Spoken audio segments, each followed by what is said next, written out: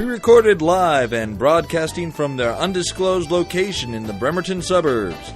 Sam Kramer, Starhawk, Mark Boutte, Starhawk. Two geeks on a quest to hear themselves talk as often as possible. This is the Gaming Disquisition.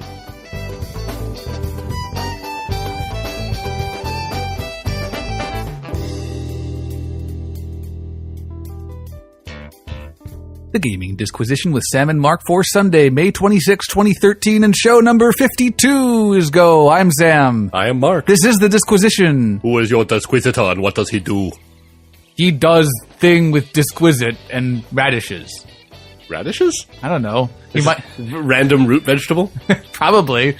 I mean, it's not like we hear the lamentation of our listeners. Oh, we don't listen to the lamentation of our listeners. It doesn't mean we can't hear it. I tune it out. We're going to talk about video games as art all the time. We how would we sit this? We crush our video games. We see them scattered before us, and hear the lamentations of our listeners. Is that how it's going to go? We drive our Daisy vehicles before us. Oh dear! To the tune of like the entirety of the soundtrack of Deadly Premonition. By the way, Deadly Premonition, the HD remix or whatever is that Did it get released? It got released probably like a month or two ago, I think. And like they fixed the controls and like did not fix the map. And of course not. Why would they do that? No. But there's like additional like scenes and dialogue, so now you have to play we have to play this game. We're going to have to devote an entire day to sit through another sitting of Deadly Premonition. Oh man, what a great game! I just don't think I have that in me. You know, I was watching somebody play through that, and he just had this veneer of just like, oh, this is like the epitome of art in games, and like, if you want to, why is it every time a game comes out that's complete crap, somebody has to say, oh, well, it's art, look how amazing it is. But like he has that stupid like art veneer, right? Where it's just like, if you want to say that this game is like 9 out of 10, like I get that. But if you want to say this game is like 1 out of 10, I get that too. Just like no. Like let's not leave this. If you're gonna review this game as a 1 out of 10, I completely understand. But if you want to rate it a 9 out of 10, I completely understand. No. See, like this is how I think I can get you on board with this whole like objectivity of like of like the craft of art. Because like anyone who says Deadly Premonition is art obviously has been smoking a bit too much of the ganj.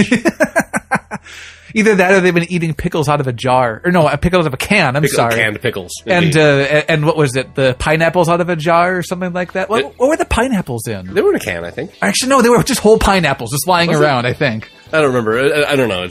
All I remember is the $34 bag of chips in the vending machine. $34 because I guess if you're being paid to shave, that I know money is no object. You can afford to buy yourself a $34 bag of chips. Like you pay $15 to get your suit dry clean, and then you get paid it back when you get it back. Pretty much. I don't understand this system at all. You get a bonus. You dry cleaned your suit. Congratulations.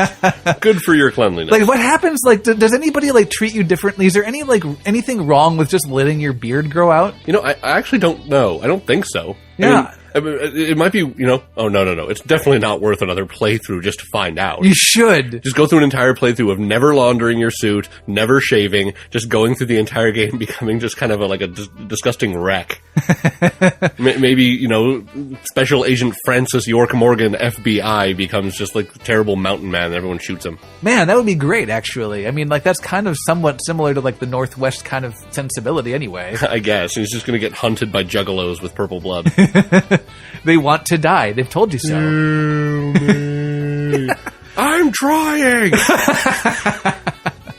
Oh, what a game. Yes. How you doing, Mark? Oh, well, I was great until we started talking about Deadly Premonition! Yay! Oh, Lord.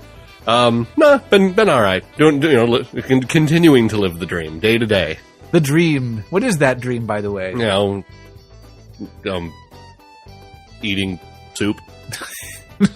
Wow, yeah. that's shooting high. I really like eating soup. You are shooting the moon. Yes. like broccoli. What kind of soup? Broccoli cheddar. No, broccoli cheddar. Okay, cool. Broccoli cheddar soup. And maybe like a clam chowder. Okay, cool. I'm a fan of clam chowder. Hey, you know what? Chowder, not chowder. Sorry. What you need to do in order to keep me up to date is you need to tweet this at me. I know. I have to continue tweeting foodstuffs. I know, because it's the only thing you will tweet. Yeah, I went to Ivar's. I actually have some Barks root beer in an Ivar's cup right now. Oh, you have Barks? Who drinks Barks? Me. It's got bite. No, Barks bites. That's the slogan. It's root beer with caffeine. Ugh. That's what it is. It's terrible. It's great. And I had clam strips and some chips and Lisa got scallops. I like scallops. All right. Well, very buttery. So this is the food disquisition with Sam and Mark. Yes. Speaking of which, so episode 52. So now we're officially like a year. Yes. So like this is the third time we get to celebrate a year. Yeah. It's episode 52 pickup. Just go and find all the rest of our episodes and watch them and listen to them all. Good luck, everybody, on YouTube. There's only like the 2. Yeah, for now. Mwahahaha. Will we? Do you think we'll end up backdating those? Someday I'll just go through like I'll just drink a whole lot of like pixie sticks mixed with water and just go on a spree of uploading all our stuff to YouTube. Pixie sticks in water? That sounds awful. I know. Like it's kind of like lemonade, only when remember when I was talking about like how like if you don't put enough stuff in lemonade, it's in the in between spot between water and lemonade, and it's undrinkable. You see, I'm thinking I'm just going to add enough water to make the cup of pixie stick stuff into like a slurry. Oh, good lord! And then just kind of like gulp it down, force feed it to myself, and then just go like into a diabetic coma. Wow! Yeah. And I thought I was the sugarholic. Well, and then when I still eat kids' cereals. And then when I wake up, all the disquisitions are up on YouTube, and my hands are covered in blood. What have I done? And where is my show host? Yeah, whoops. So this is the last episode of the Gaming Disquisition with Sam and Mark. After Mark kills Sam in a diabetic coma. Everybody knew it would happen eventually. Yeah, well then the YouTube video of me standing on the roof, like holding your limp body in my hands, screaming, and then throwing you off into like a tub of Jell-O. Actually, I think it would be a lot more appropriate for you to just be standing on the roof on your own and just like have like the sad music playing. Looking off onto the horizon. A single tear falls down my face. Do you remember the ending to Theme Park, Bullfrog Software? Vaguely. Like if you Bullfrog Entertainment, I think. Bullfrog Entertainment. Anyway, so like if you lose that game, like basically you see like a cracked picture of like you and like your family or whatever on your desk, and like in the reflection you see the silhouette of a man out of his window and he jumps.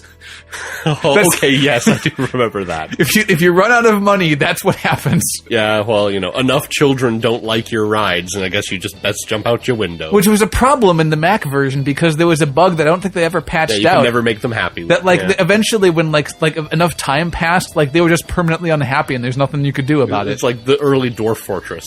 Eventually, they all just get cats, and lava fills your theme park, and everyone dies. Oh man, what have you been doing? What have I been doing? More dreams and living thereof. But like one of the things that actually I meant to talk about this a few weeks ago, and like just like people started visiting, and like other like I started doing other things. Stuff got busy, and Dark Souls happened all over my face again and again and again. But so I was playing a free to play game, because like it's free to play and like might as well. I mean, like it was one of those like beta ones too. Crack cocaine, well, might as well. I know, right? So I was playing a game. The first one's always free. It is always free. That's how free to play works. Yeah. So I was playing a game called Archblade, and I don't know if you've heard of that. Evidently, it's based off of a like some other IP, some sort of maybe a graphic novel or something. No idea. But it's like this game, and like there's people with large hammers. And, that sells. Yeah, and like other swords and whatnot. Sure. And like there's a person with a hammers and other swords, and other swords, and sometimes there's a gun. And I was just playing this game. The other sword. And it's kind of like it's like there's a gun and the blade, and like it's a gun blade. You put them together, and it's like the other white sword. Right. And so anyway, why does it have to be a white sword?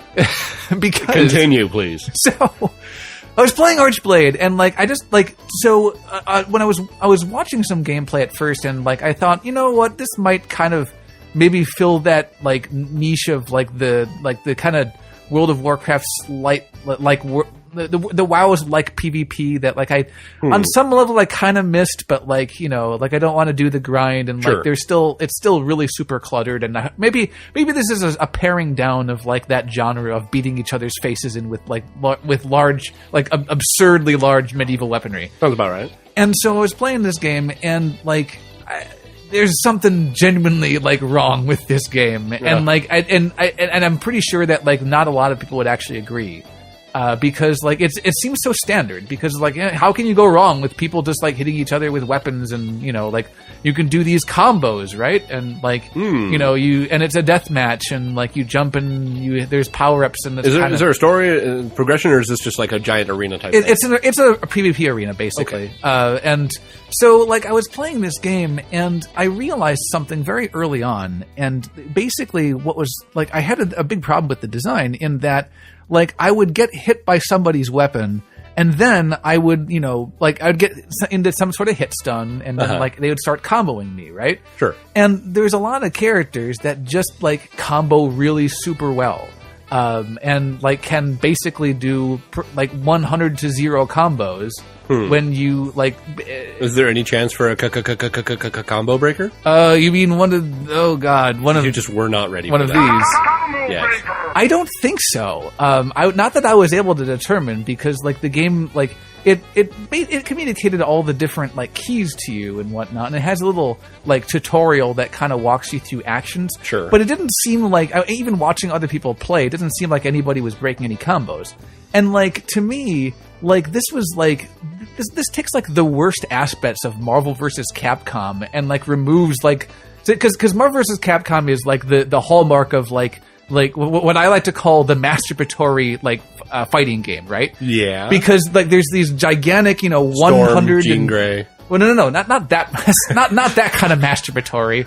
What I mean is like there's like these combos that go up into like the triple digits, and like you just keep on chaining them and chaining them and chaining them together, and you know like and like you're supposed to know all these combos before you even begin the game, before you can actually participate on that level, right? And so there's large stretches of the game where basically one person is just executing, right? Sure. He's just like, you know, hitting buttons and linking the things and like, you know, doing all the textbook things he's supposed to do.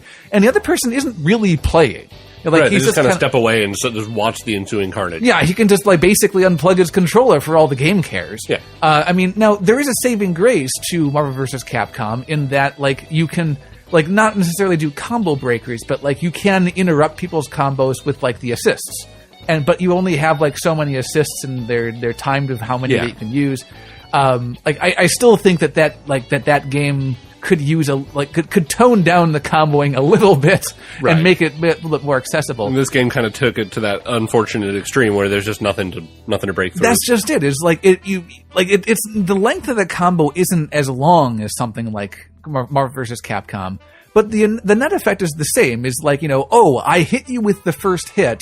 Now, like, the guessing game and, like, the actual competition part is over, and now I'm just going to execute. And now I'm going to, like, you know, giggle and laugh with sinister glee as I do, like, my full combo that I have practiced to, like, the utmost. Right. And you know, watch it, and you just get to watch me. And it's kind of like remember... That's what you get for letting me hit you once. I know, right? Right. It's kind of like, do you remember Killer Instinct, where, like, if you, like, all you had to do the ultra combo, like, you had to be in critical health, and then you did like one move into your linker, and then that's all you needed to do. The rest of the combo would just execute. Pretty much. And like there was that sick burn moment of just like when you're in the arcade where someone does the ultra combo and they walk away as the rest of it executes.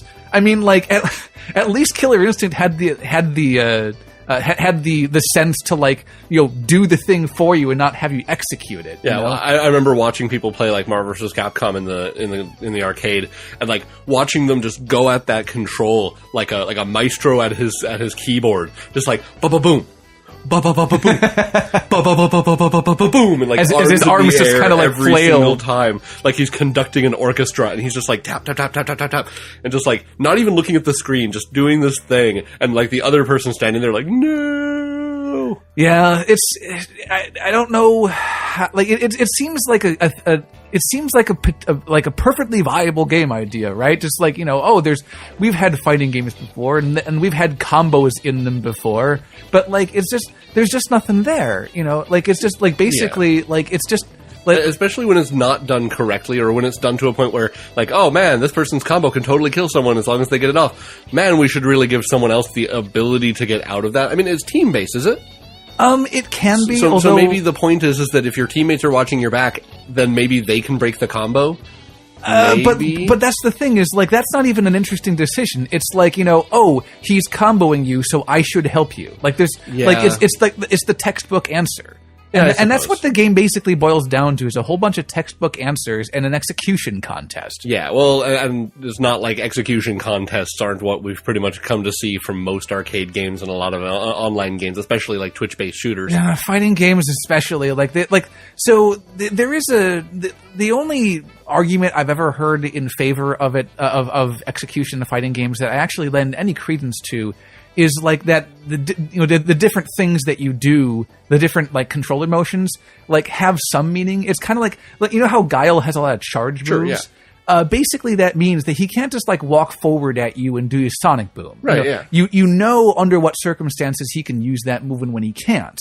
And so that translates to like the different moves, and like it maybe adds to the game in some way, but like I still think that you can capture that very same element without necessarily resorting to execution. And, I used to buy all these fighting games, and I used to, like, the first thing I always did, I'd open the box, I'd put out the manual, and I'd start reading through the moves list, like, man, who am I going to play? What am I going to do? Well, this is the Gaming Disquisition, where we go head-to-head on topics important to everyone. Mainly gaming culture. We tell it like it is. Subjectively. And it all ends up with us saving the world. Like we've been doing since we first picked up a controller. And we've been hammering that controller and... like a maestro conducting an orchestra. We've been hammering the buttons and wiggling the sticks. You hammer the buttons and wiggle the stick.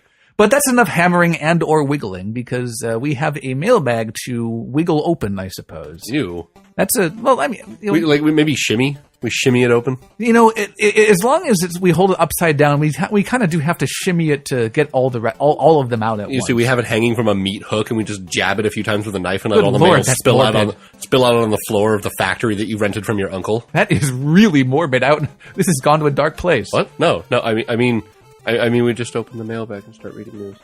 So, if you'd like to get a hold of us in the mailbag, in the Twitch-faced mail, plus you can get a hold of us in the email at gamingdisquisition@gmail.com. If you'd like to ever see your mailbag alive again, please send $5,000 to facebook.com/thegamingdisquisition or our Google+. We're not allowed to collect money. We play music for free. That's true. Or so you'll never see your mailbag alive again. Or you can get a hold of us on Twitter at DisquisitorSam. I will take a picture of your mailbag and send it to you at DisquisitorMark. And we will laser rifle your mail. It's true. On Twitter. Tweet. All right, so Chris on the Facebook writes, I think that when you guys were complaining about Metacritic in episode 51, you were forgetting how excellent Rotten Tomatoes is. There are a lot of reasons Metacritic is worse than Rotten Tomatoes, but the concept is basically the same. That's from Chris. No, actually, we weren't. I think that it's a little bit different because film critics, albeit have been around for quite a long while, there is a science to most film critics. And science is not the right word, but there is an academia there. Yeah, there is an academia that is established, and Rotten Tomatoes and most of the critics that Rotten Tomatoes takes from are following that academia. Whereas with video games, there's so much more to it. That because one person couldn't figure out the control scheme of this game and gave it a bad review isn't like a movie where someone, everyone goes into the movie assuming they're going to get the same thing out of it. There's no controls to figure out. There's just the story, the pacing, the things like that are already figured in there.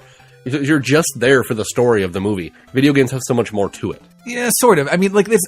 You're right though in that a lot of video game reviewers. I mean, we talked about this last show where like they just don't know what they're doing. They don't know how to review a game, and they don't because they've never been trained. They can't hope to really be able to sit down and figure out these game things because they're kind of doing it on their own. Yeah. On the flip side, if if we were to look deeper and find out that Rotten Tomatoes does the same exact thing as Metacritic and chooses a bunch of people who have absolutely no idea what they're doing, then they're just as bad. So I went to Rotten Tomatoes because admittedly I can't really comment on movies. Like I just don't know about movies. It's true.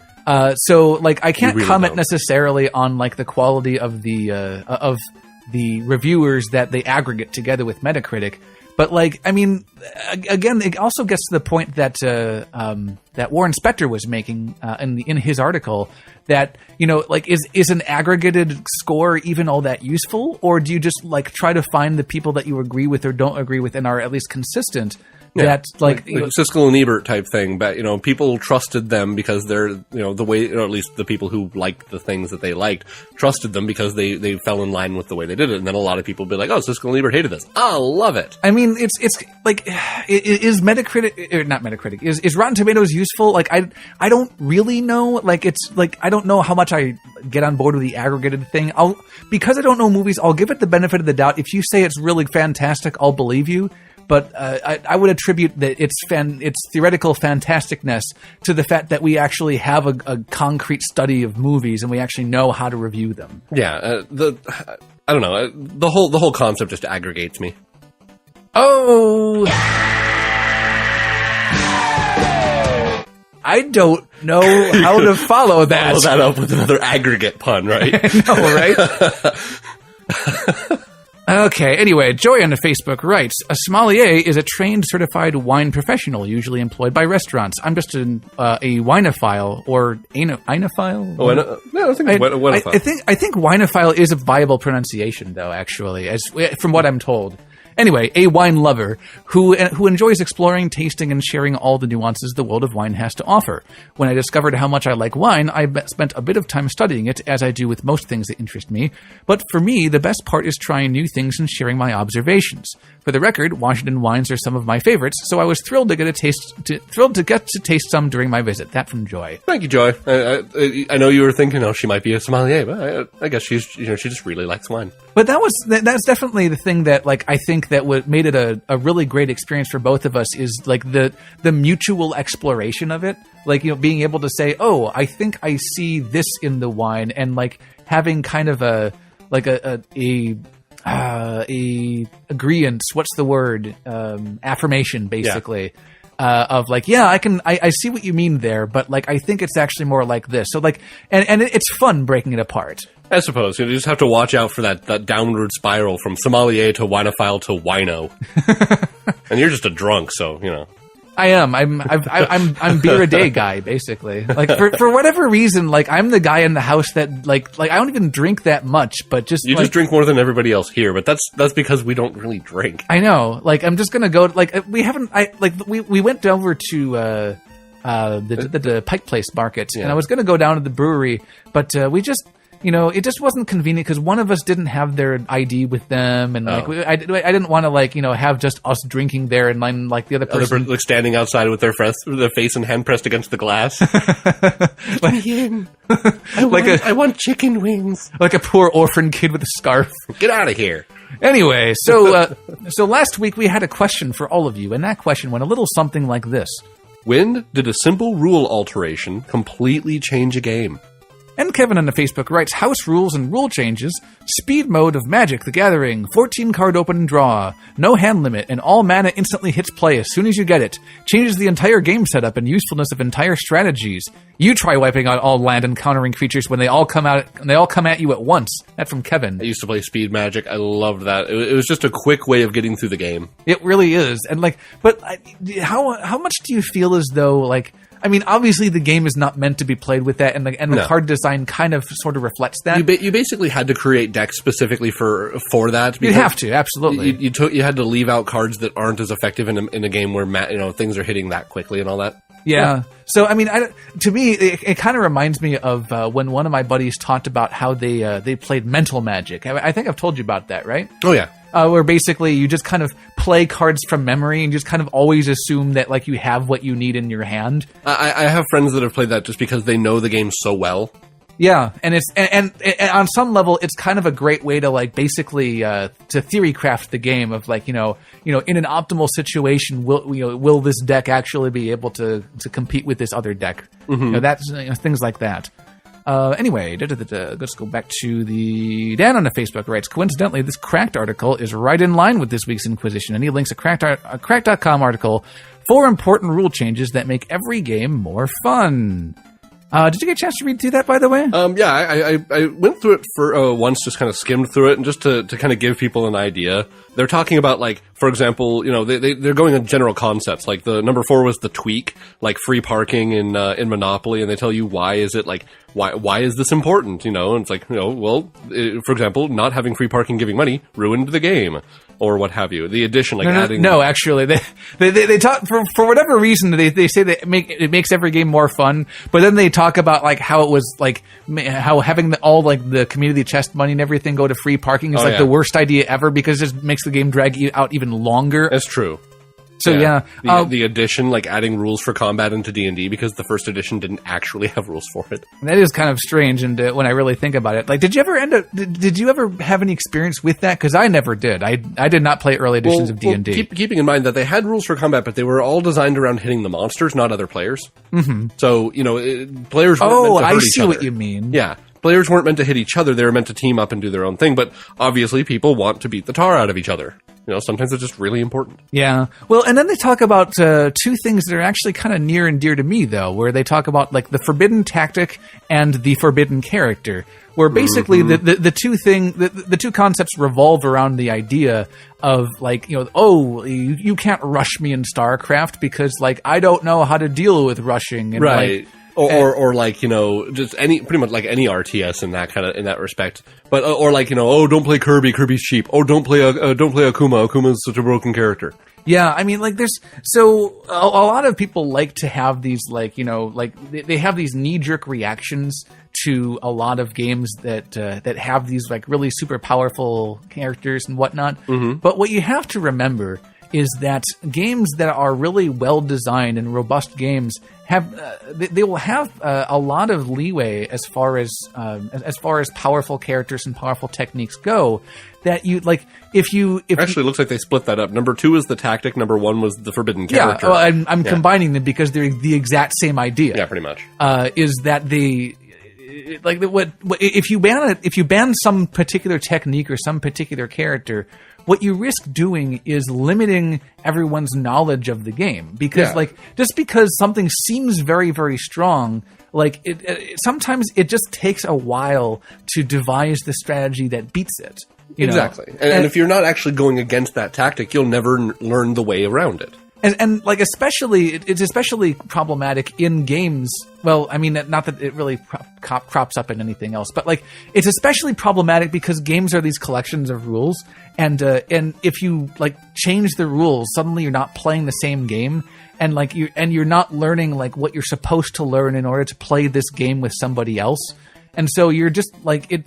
Like, David Serlin writes that like 99% of like the supposed things that should be banned usually don't need to be. Right. And, like, it just takes a little bit of extra studying of the meta. Mm-hmm. So, you know, that's, you know, but this is crack.com, some guy who's trying to be funny and doesn't necessarily know the first thing about game design. Yeah, but it was an entertaining read. So thanks, Dan. It was. Actually, I read a link off of that, the top 5 weirdest dating sim games. Oh yeah. And I remember reading about one that like basically like if you don't play your cards right, like the spurned lover actually like beheads like one of the like the person that you end up with. It's really morbid. Huh. Or like the other one where like if you play your cards wrong a different way, like so like in the ending of the game you're just like hanging out with the girl that you want to be with, and then like one of the spurned lovers like throws herself off a bridge and like lands right next to you. Nice. Like head first. Handy. And like there's a caption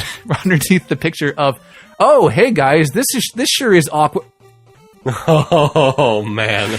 Yeah, that was great. Of course, number 1 was Hatful Boyfriend, but we all know about that. Yes. Anyway, so no pigeons. Sally on the Facebook writes, recently my husband was ranting about how Pathfinder completely changed the druid's wild shape. Uh-huh. He was disappointed because you do not get as many of the animal's natural attributes you would have in, say, 3.5 or 3.0 D&D. Mm-hmm. You get a slight modifier. He says it is pointless now to change him with a larger animal for its strength ability, or a con because it's not there. So why change into an elephant to pick up a tree branch? I could go on, but it's just a lot more like it's just a lot more for instances. I actually took a sec. I'm gonna break there, and we'll read the rest in just a second. But I actually took a time out and read through the differences between Pathfinder and 3.0. And I kind of have to agree with what Pathfinder did. Yeah, actually, I agree with it wholeheartedly, just because of the ridiculous amount of creatures that there are in existence in the game, and the terrible, terrible things that you can do by just choosing the right creature, and then, oh, look, now I'm way overpowered because of this. Well, I mean, let's use the example from the email. Let's have this 5th level druid turn into an elephant.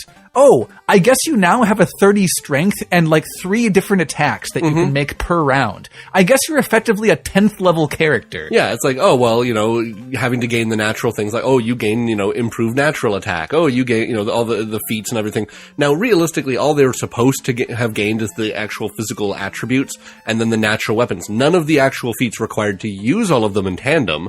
Although there are those wonderful rules of if you have these natural weapons, you can use each one of them to attack as if you had the multi-attack feat, yada, yada, yada, which is where people got into problems. Like, oh, I'm gonna turn myself into an octopus. Guess what? Oh boy. So really what they did is they simplified it and they made it so that it was not only A, much easier bookkeeping, but B, so that you weren't overpowering your, cause, saying a druid is overpowered in D&D is kind of like, it feels weird to say that, but, at certain levels they sure are. Yeah, but I mean, in Pathfinder they kind of curbed that by saying that no matter what you change into, here are your stat bonuses. And that's kind of what they did in 4th edition too.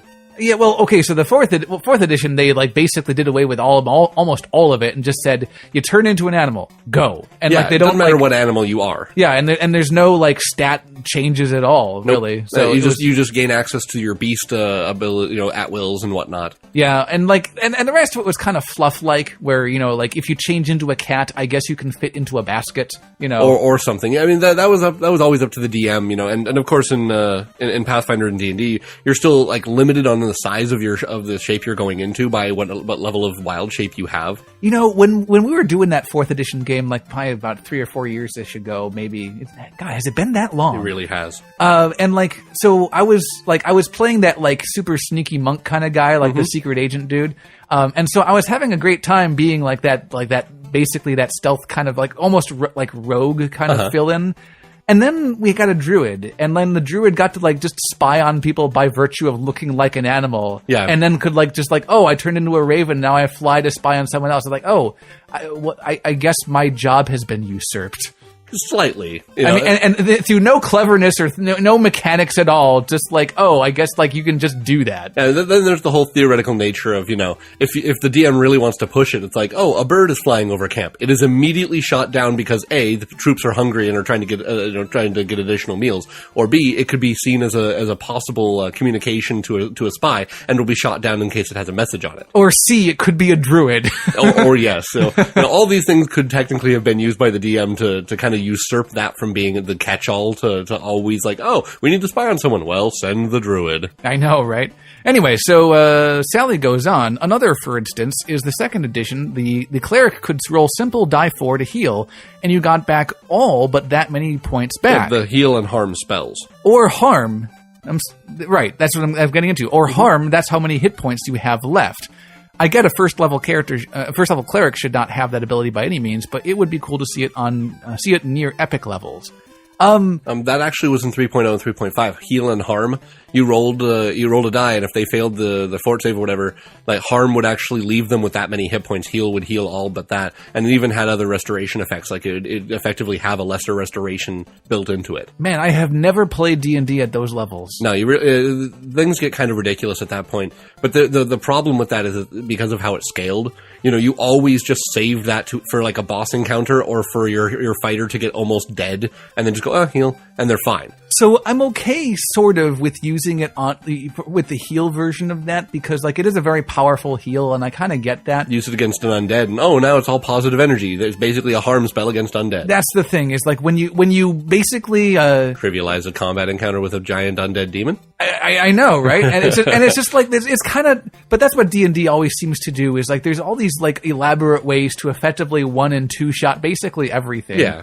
like the story Dan told us of using the prismatic sphere or whatever, to get rid of a Tarrasque from the inside, having been swallowed it. Oh yeah, because like it resisted like all 6 layers, but the 7th one, which was teleported to a random plane, it failed the fort save or whatever. So basically, it just went poof. Okay, I guess we don't have to deal with the Tarrasque anymore. Yeah, well, then, of course, the other plane has to deal with the Tarrasque, and they're not going to be happy. Sally goes on. One other thing, a peeve of mine, DMs, some of you do this, but I have been in games where it does not happen. If you do change the rules, let everyone know at the start of the campaign, especially if you have a new member. I hate when I join a game or group and only half people know the house rules, and someone tries to do something that shouldn't be allowed, and it isn't. Well, it should be allowed, and it isn't. Or things that should be allowed, or things... Sorry, I'm having or things that should not be allowed are. I had one group who just seemed to make it up as they went, with books in front of them. It drove me mad. I had to quit. That from Sally. Well, people making it up, that's definitely something that I've seen some groups do, where they just kind of say, the rules are guidelines, we're just going to do what we want, and just play it on the fly. And I mean, I'll have to say, there have been games that I've run that, people just want to play rules light. And it's like, okay, but that's something everyone agrees upon when you come in, and it is very polite to let new members know, hey, we're kind of playing rules light. But that's a discussion you should have with your DM before joining that game. You can't just join a game blindly and expect everything to work out. Well, people do that all the time, and they expect it to work out. Well, when people join games blindly, it's like when they go down to a local game store and they're like, oh, I'm going to join in this, the Living Greyhawk game or whatever. Well, guess what? They are forced by the people who make this thing and who run Living Greyhawk at the higher levels to actually use the rules as written. No house rules. You just do this. I suppose. I guess what I still frequently see it as, though, is like the making up as you go, is usually it's a license to nerf anything you don't like. Yeah, pretty much. And it's and that just gets annoying when, especially like when you have a legitimate build and like you have like this cornerstone for your entire build that makes the whole thing effective, and then that cornerstone is like thoughtlessly removed. It's like, oh, we're not going to have that. It's like, oh, I guess my entire character is now useless. Can I re-roll? No. Yeah, there's one thing that I have to make an addendum to to all the house rules and stuff we've been talking about. Something about using third-party books is it's kind of a close thing for me. Is that, back in 3.0, 3.5, their Mongoose Publishing released a big series of the Quintessential Rogue, Quintessential Monk, etc., etc., etc. Well, there were problems with those. Yeah. Yeah, well, there were some feats and abilities and stuff that they put forth in those books that were just absolutely overpowered. Like, completely. And the most egregious of them was, like, the Rogue feats. A single feat that you could take multiple times with like little to no prerequisite, increase the die type of your sneak attacks until you've taken it like 4 or 5 times, in which case you now do die 20s for your sneak attack. Good lord. Yeah, so it's ridiculous. And it's like, oh, it sounds completely legit, right? Yeah, we'll totally go with that rule. And until you have a rogue that's like maybe 10th level doing, oh, I do 1 die 6 plus 5 die 20 damage. It's like, no. No, there's but no the way rules say right, and that's why, like, for a lot of my games, I banned third-party books. I said no, core only. If it is made by Wizards of the Coast, you can use it. Otherwise, no. Yeah, pretty much. He had, like, Wizards, like, for as much as I may complain about their design, they at least knew what their design was. Yeah, and these people, anyone could technically make a third-party book and release it and say, this is completely and totally legit. And other people will pick it up and go, hey, it's written in a book, I can use it. Yeah. And so, I mean, that's a house rule. How about you read this book, the Book of Erotic Fantasy? Yeah, we'll just use that. Oh, Lord, don't even get me started. Hey, I think I found something. Did you? What's that over there that you've got in your hand? This just in. Lisa slipped under our door via paper. Mark has made a house rule for most D&D games, stating that between sessions, the party is fully refreshed and healed. Very true, actually. I have done that on many occasions. Since our game is generally story and RP driven, it's not a dramatic change, but when we finally did an endurance-style dungeon crawl, and he revoked the rule for dramatic effect, we realized how powerful an advantage it really was. That from Lisa under our door on a piece of paper. It's true. I mean, that's one thing that I don't really usually deal with in my game is the endurance run. We've done it in the past, and it definitely has its place. But what kind of was a shame was the the Artificer character in 4th edition has the ability to prepare healing spells by taking healing surges from any party member she wants. Yeah. So it's a great way to like spread healing surges around so that like, one person who is taking a huge beating doesn't run out of healing surges for the day. But if you're not doing an endurance run, that hardly ever matters. Right. The dungeon I was running them through, it kind of came to the point where, like, and I've done this a few times when they've gone into dungeons that have taken multiple sessions to do, is I'll tell them at the end of a session, okay, no one heals between this session and next because we're still in the dungeon. It doesn't make sense for you guys to have a rest.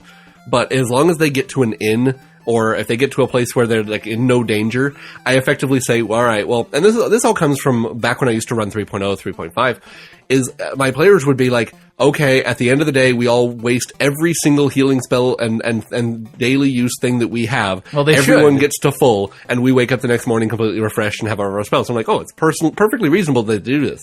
So we just set it as a given. They always did this. Yeah. And it was just like we take care of our horses. We put the fire out. It was a needless bookwork thing. So I eventually said, you know what? For all intents and purposes, I'm just going to make it like Final Fantasy style. You sleep, you go to it, you use a tent, you use a cottage, you go to an inn, you're fully healed, you have all your stuff back, and we start the session, and I can now beat the ever-loving tar out of you without having to worry about what I accidentally forgot I threw at you last week. Yeah. Yeah, there's that part of it, too. That works out. So thank you, Lisa. All right, then. Well, that's all the Inquisition responses that we had for this week, but we have additional questions all the time, every week, always. Every day. And this week, so there's an article that I saw on a website that I really should have put up on. Yeah, you really should have. Destructoid, by the way. Destructoid. And so remember American McGee that did the American Alice McGee's series? Alice, yeah. Really kind of quirky and like dark, kind of, dark gothic fantasy Alice in Wonderland.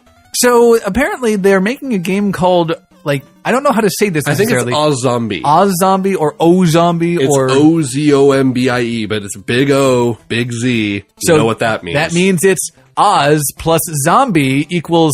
Ozombie. The Wizard of Oz with zombies? I guess so. We're looking at a kind of a dark fantasy, steampunky looking game revolving around Dorothy and zombies and Oz going crazy and all the wonderful jazz that comes through it. Yeah, let me get out some of these pictures that I thought you might appreciate. Like, this one's actually pretty cool. Neat. One of the concept arts that's basically like a little mechanical android lady smoking a pipe with some tentacles. With basically like some sort of like jewel cyclops kind of thing going on.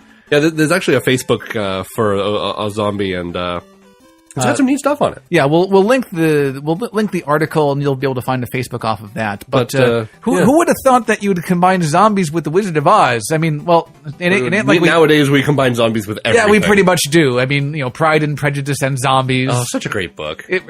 I never did read that. Oh, I have it back. I actually got my copy back. Okay, maybe I will eventually. I'm reading a lot of other books though, because like me and Joy be doing our writing thing. Like we're trying to like I'm actually reading now. Like, who'd have thought that someone who writes would ever read a book? True. Oops. You should read through Ender's Game before the movie comes out. Yes, I should.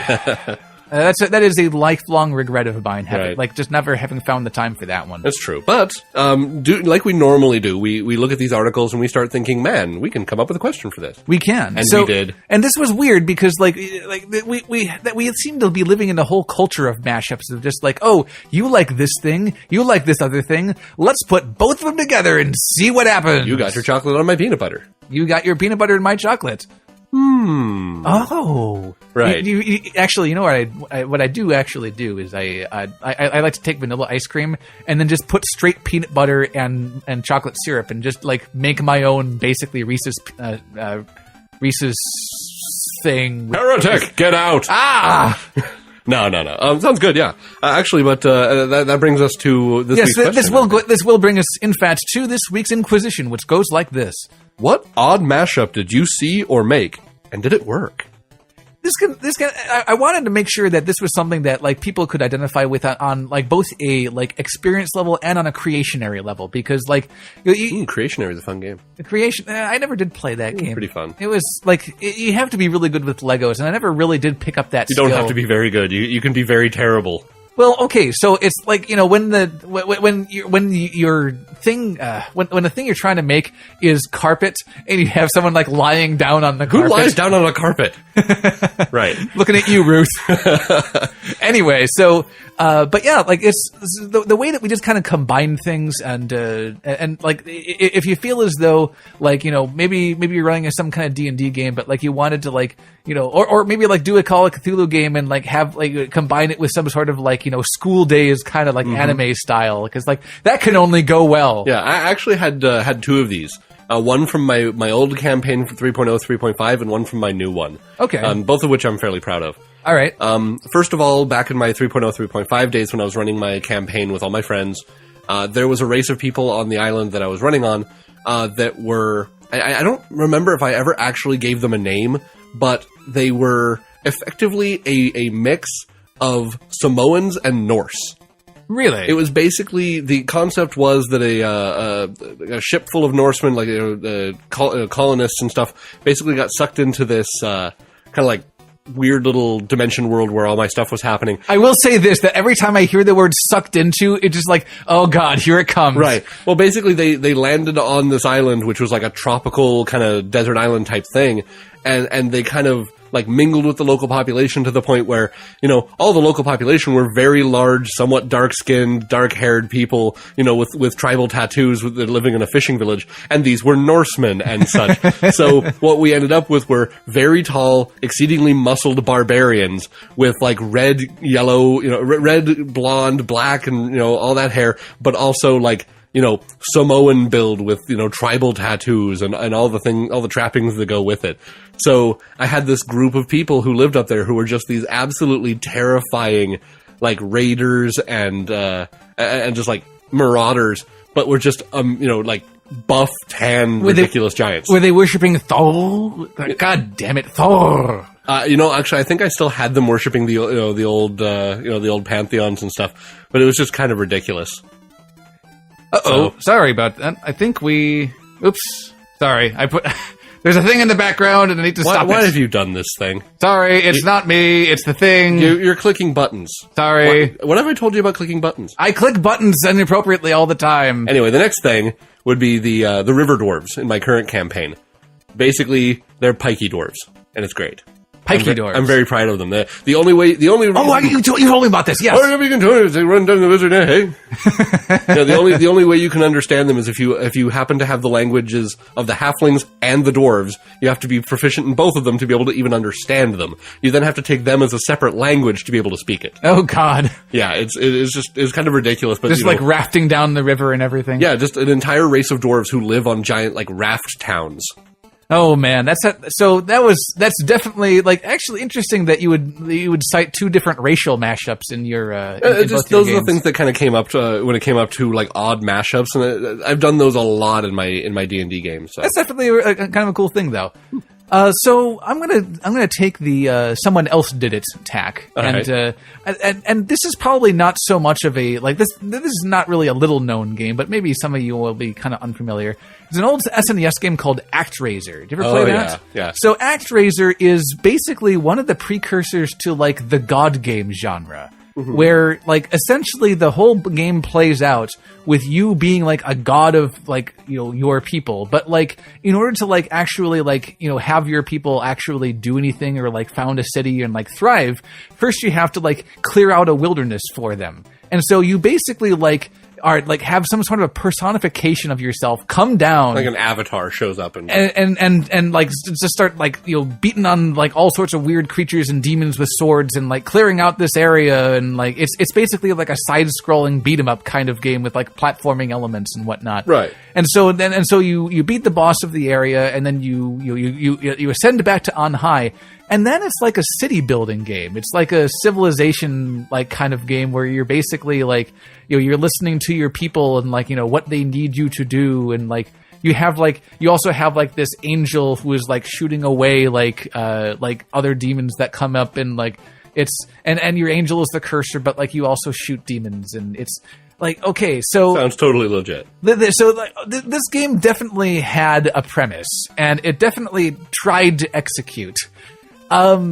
I feel like at the end of the day, as ambitious as maybe it was trying to be, it just didn't work. Right. Because, like, it was trying to do so many things, and, like, none of them really had anything to do with each other. Right. You know? Like, the side-scrolling thing was like, oh, I'm going to, like, beat things up. But then, like, the graphics didn't even look anything like what you were doing when you were in the city building aspect. They just kind of mashed two games together and said, this will be fine. And neither of the games were super well polished, and like it was like building the city was very it was very like rudimentary. Not rudimentary. It was that word prescriptive, where basically like you just had to do these things, and eventually when you when you resolved these problems, you the city grew to sufficient size, and then you're like, okay, I'm done with this area. Now I will clear out a new wilderness. Oh, neat. And it's just so it was thematically interesting, and it has a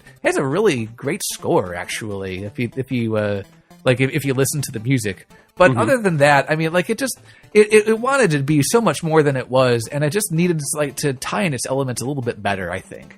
Okay, fair enough. So, and then they came out with ActRaiser 2 and completely did away with city building entirely, and and just made it like be this hard as balls kind of like side-scrolling beat 'em up. So they latched onto what they thought they did better on and just made another game. And ironically, like maybe not ironically, but like all the fans of the original ActRaiser were like, "Oh, how could you take out the city building?" Well, it sucked. Yeah, rose-colored glasses and all. I know, but anyway, that's this week's Inquisition. What odd mashup did you see or make, and did it work? Send responses to the email at gamingdisquisition@gmail.com. You can reach us on Facebook, facebook.com/thegamingdisquisition, or on the Google+. Get a hold of us on Twitter at DisquisitorSam. At DisquisitorMark. On Twitter. Tweet. All right, then. So that is all the mail that we care to share with you. Yeah, you don't get the rest. Yeah. Until you send us $5,000. We will send you a corner of our mailbag every day. $1 billion. Very good, sir. Oh, hang on. I have a thing for that. And send those $1 billion to the Gaming Disquisition. Yeah, we're not actually going to tell you how to do that. Yeah. Anyway, so if you send us $1 billion, we'll be really appreciative. Yes, we will. We'll pay off all those copyright fines and just run. Woo! Anyway, so that's all we have for that, and we need to go. We have some more topics to get into, though. You mean topics that are important to everyone? Just about everybody. I'd say it's time for the news.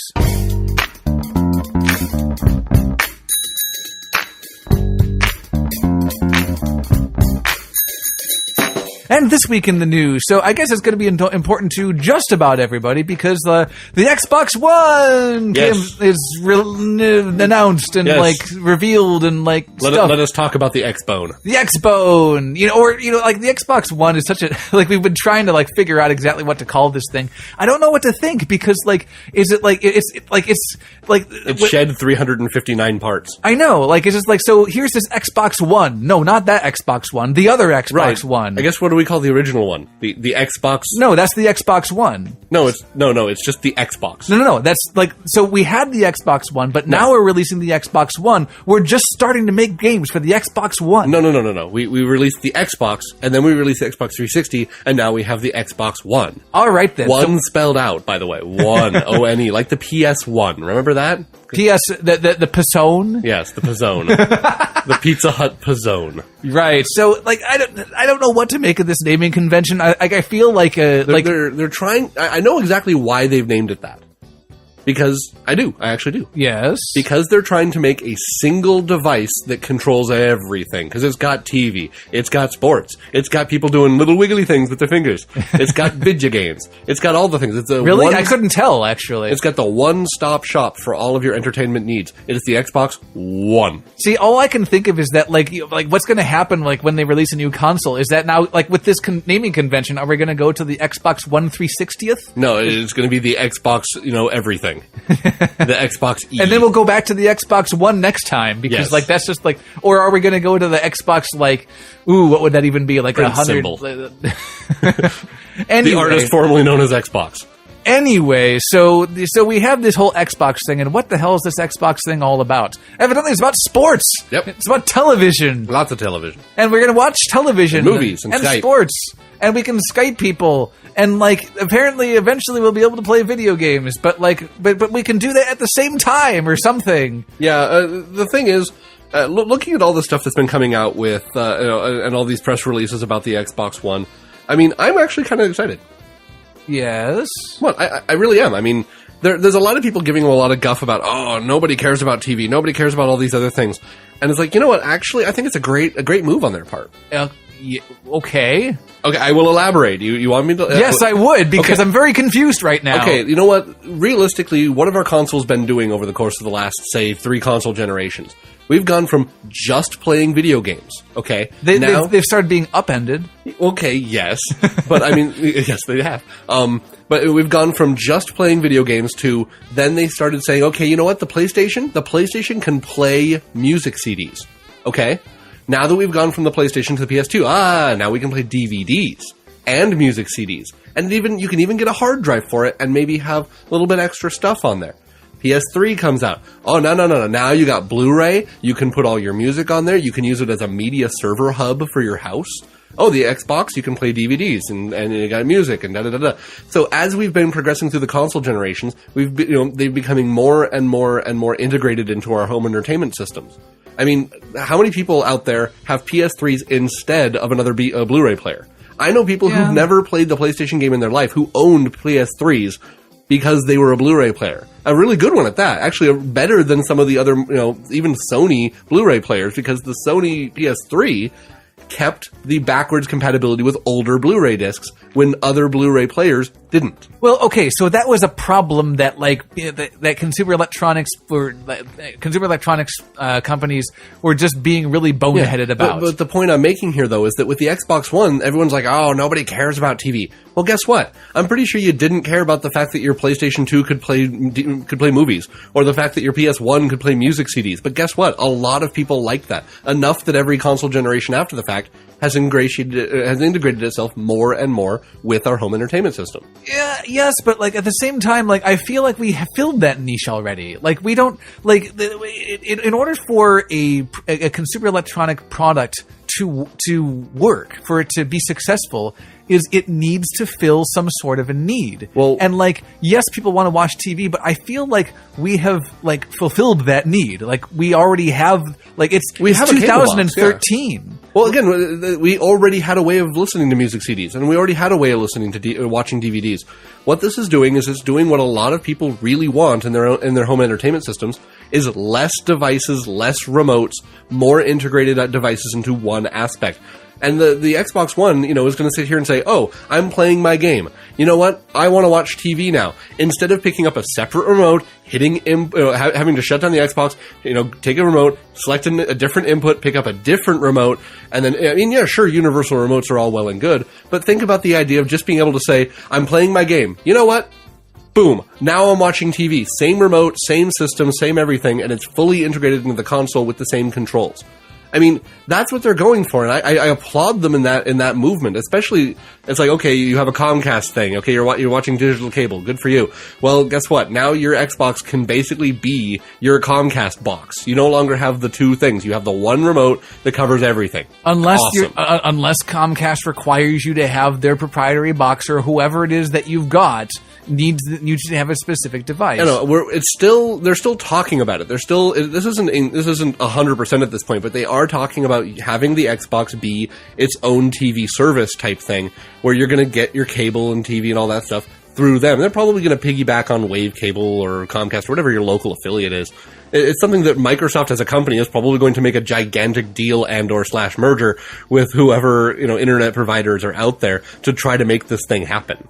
Well, so regarding that topic, so I wanted to get into one of the things that Microsoft seems to be really excited about, is they seem to have this idea that the next console generation is going to be selling 1 billion units all told. And this is all told: PS4, Xbox One, the Wii, whatever. The Wii U, is the Wii U still considered to be the next console generation? They always seem to kind of be in the middle. Yeah, I don't see the Wii U as a next gen console. I just can't. I guess, but so they think that there's going to be 1 billion billion with a B, Now let's put this in perspective, though, because the Xbox alone is they sold over its entire lifetime. The 360 sold over its entire lifetime 75 million units. They hope that in the next 5 years they'll be able to break 100 million. Now, that's just one of the 3 consoles, and it's barely broken 75 mil, whereas they're talking about the next console generation as a whole is going to be over 1 billion. So where are they pulling these numbers out? Well, to be quite honest, so this big Xbox reveal that was done, like let's be honest, this reveal was not done for us gamers. No, not at because all. No, they don't care. They barely showed they barely showed any games, really. They don't really care necessarily about like catering to gamers with this particular event. They know that they have gamers by the balls, so they know that we'll buy it no matter what. So they feel quite content to do a marketing stunt that targets like people who are not part of the gaming base, which is what this is all about. Is they want like they want like this whole like fantasy sports thing and being able to watch television and watch live sports on your Xbox. They want to tap into this like thing that all these these quote unquote non-gamers do, whatever this demographic is. You remember when they were talking about the Wii and about like, oh, they're not really targeting hardcore gamers. They're talking about the everyman, and they're trying to do this and that and the other thing. Well, guess what? Xbox just one-upped them pretty hardcore by saying, you know what? You're not a gamer? Doesn't matter. Xbox One will do what you want it to do, and it'll be awesome.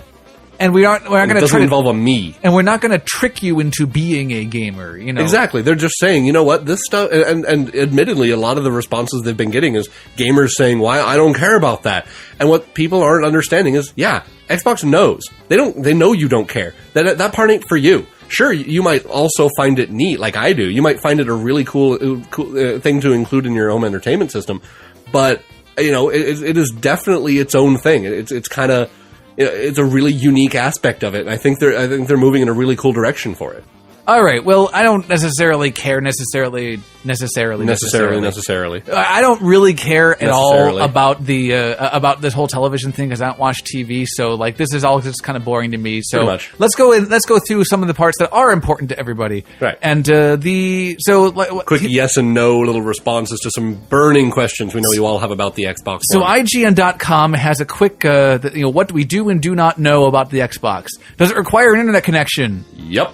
Is it always online? Not really. Not technically. Basically, once a day is the idea. Yeah. Can I play my friends' games on my console? Nope. It's all you got to install games. What about members of my family on the same console? Well, yeah. I mean, as long as they're signed in on your under your login, they can play the same games you have. But how many accounts is the big question? We're not sure, but if we don't know. If it's like any other Microsoft device, however many accounts you want. Can it play pre-owned games? Yes, actually, it can. Theoretically, but we have no idea really how. We don't know what that means yet. What about game disc rental services like LoveFilm and GameFly? That is a very, very good question. Does every game have to be installed? Yeah, actually. You're going to have to install the games and basically have your own product key for them. So, yeah, pretty much. How big is the hard drive? I think they're going for a 500 gig right now, but pretty much the OS is taking up a small part of that as well. Will it work without the Kinect? Actually, no, it won't. Your Kinect is going to be on there pretty much from the get-go, and it can't be removed. They figured out how to sell the Kinect, bundle it, and make it required. Yeah, you know what? That's bundled just like, I don't know, the Wii sensor bar, or, things like that. Things that were required for the console to work to its fullest extent. But the Xbox worked just fine without it before. Yeah, technically, you can play the Wii without the sensor bar up there. You just have to, actually manually select everything. You can't point at the screen or use the camera or anything like that. Will all this live TV stuff be available outside the U.S.? No. Actually, you know why I'm okay with that? Because why? Because how many consoles have we not gotten? How many consoles have been released in Japan that just never made it to the States? How many have we cared about? Well, you know what? We never got the chance to care about them. And you know what? Now, we get something no one else gets. Eat it. We get American television. Oh, joy. Yeah, well, pretty much. How will Xbox One's live TV work with existing cable providers like Sky? I have no idea.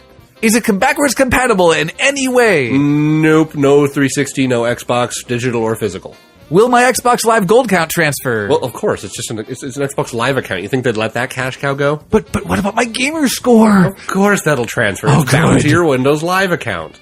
And my digital games library? Nope. Oh. No. As said, you don't get any of your digital or physical games transferred over, which I'm pretty sure they're going to be releasing an entire new set of games that are going to be optimized for the Xbox One that you're going to want and you're going to download. And it's just like saying, "Oh man, none of my Nintendo games transferred over to my Super Nintendo." But I guess that doesn't mean. I guess that means, dealt with it. We'll deal with it again. I guess that means that we don't have to pay for Xbox Gold, then, right? Of course we do.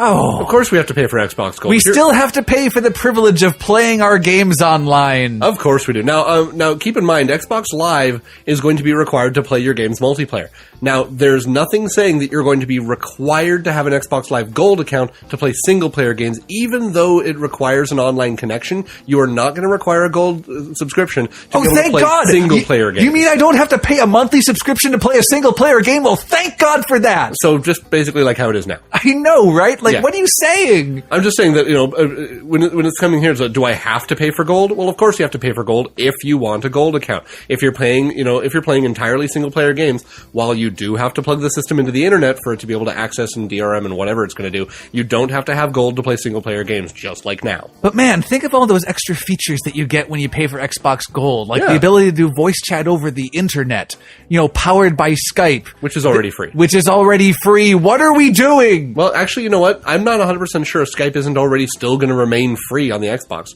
Well, no, what I'm saying is, we have figured out this whole voice chatting thing, and we've figured out how to make this free and, basically have very little overhead.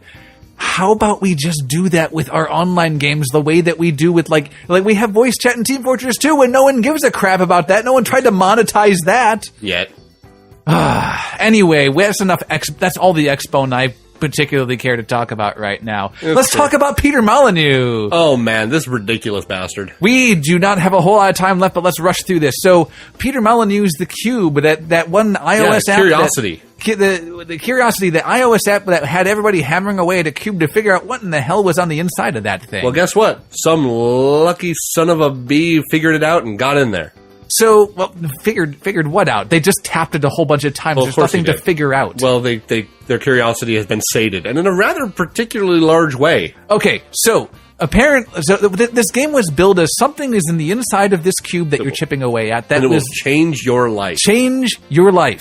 What is this? Well, if you're going to have to look at this video because the video actually played in the app, and then they've actually released the video on the check out the show notes for the video. Yeah, but this basically he chipped it open and this video played and basically said, "Congratulations, you and everybody else have made this happen, and this is what we've done for you. Here's what you've won." So okay. basically, 22 Cans, which is the development house that Peter Molyneux heads, developer of Curiosity, is also making a game called Goddess.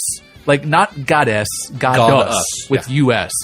And we don't know really a whole lot about this game, but what we do know, now that we've broken open this cube, is that the person who has broken open the cube, a guy by the name of Brian Henderson... Actually, more importantly, what we know about this game is that everyone who plays are basically going to be gods. No, that he said that.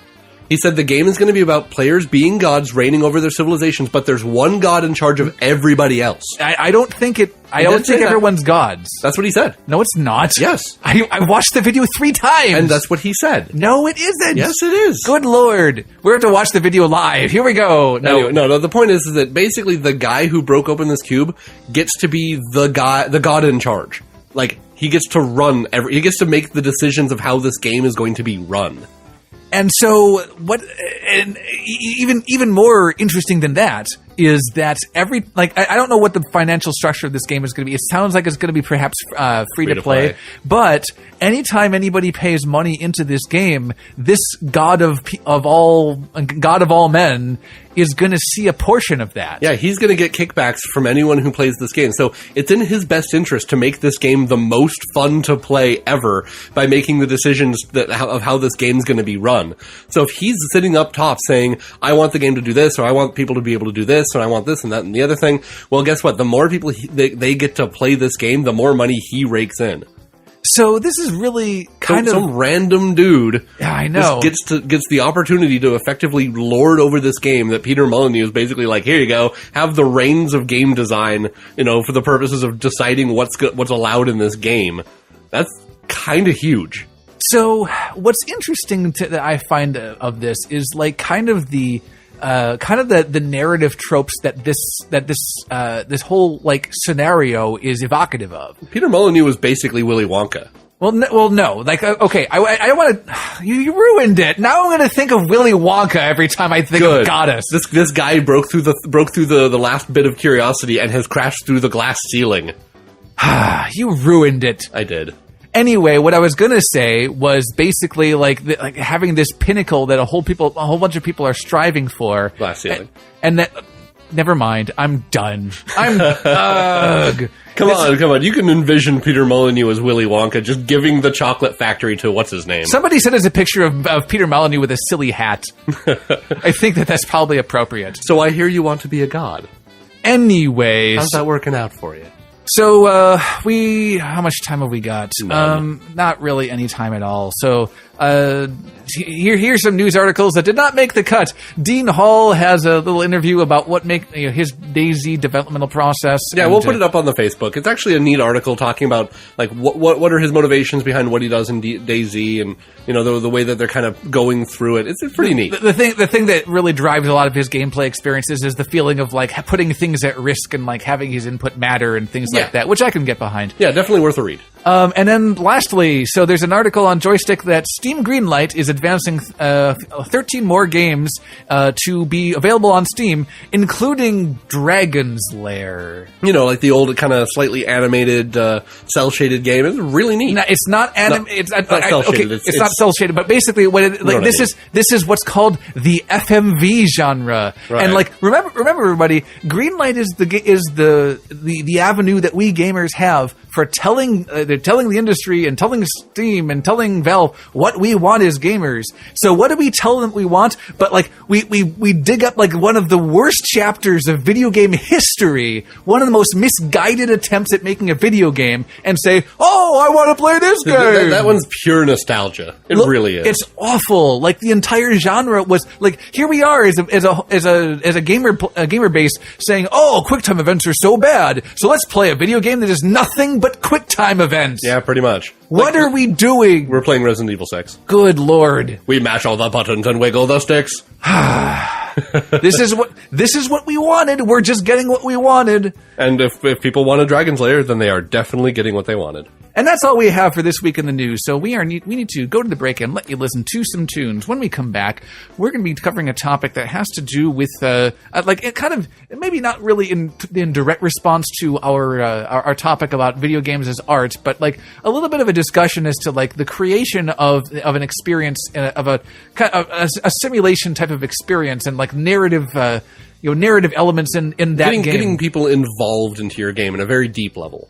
Or whether or not you can even do that at all. Mm-hmm. And all that and more coming your way after the break, so sit right there. This is the Gaming Disquisition with Sam and Mark, and by your own volition, this edition of our Disposition Inquisition will be back after this brief intermission.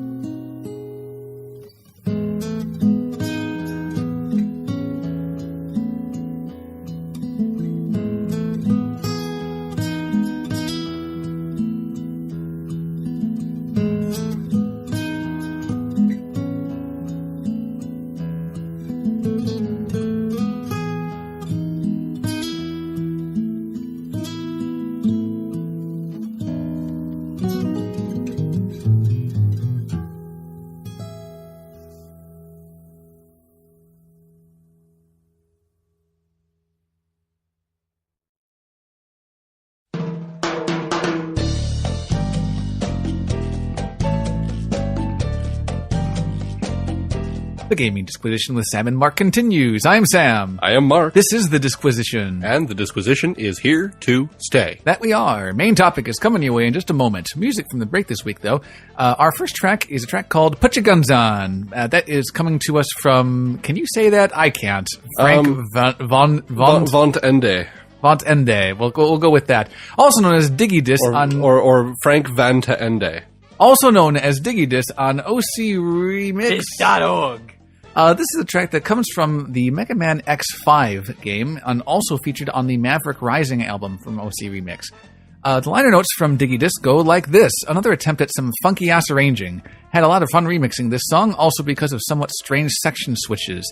This will probably also be my last arrangement for a while. Hope you guys will enjoy it. That from Diggi Dis. So we love the funk. Evidently, we do, because we do play a lot of funk tracks on this on the show. But to be fair, there's quite the funk movement going on in OC Remix for quite some time, and it's just so much fun. It just goes to show. One thing that I did find really just like.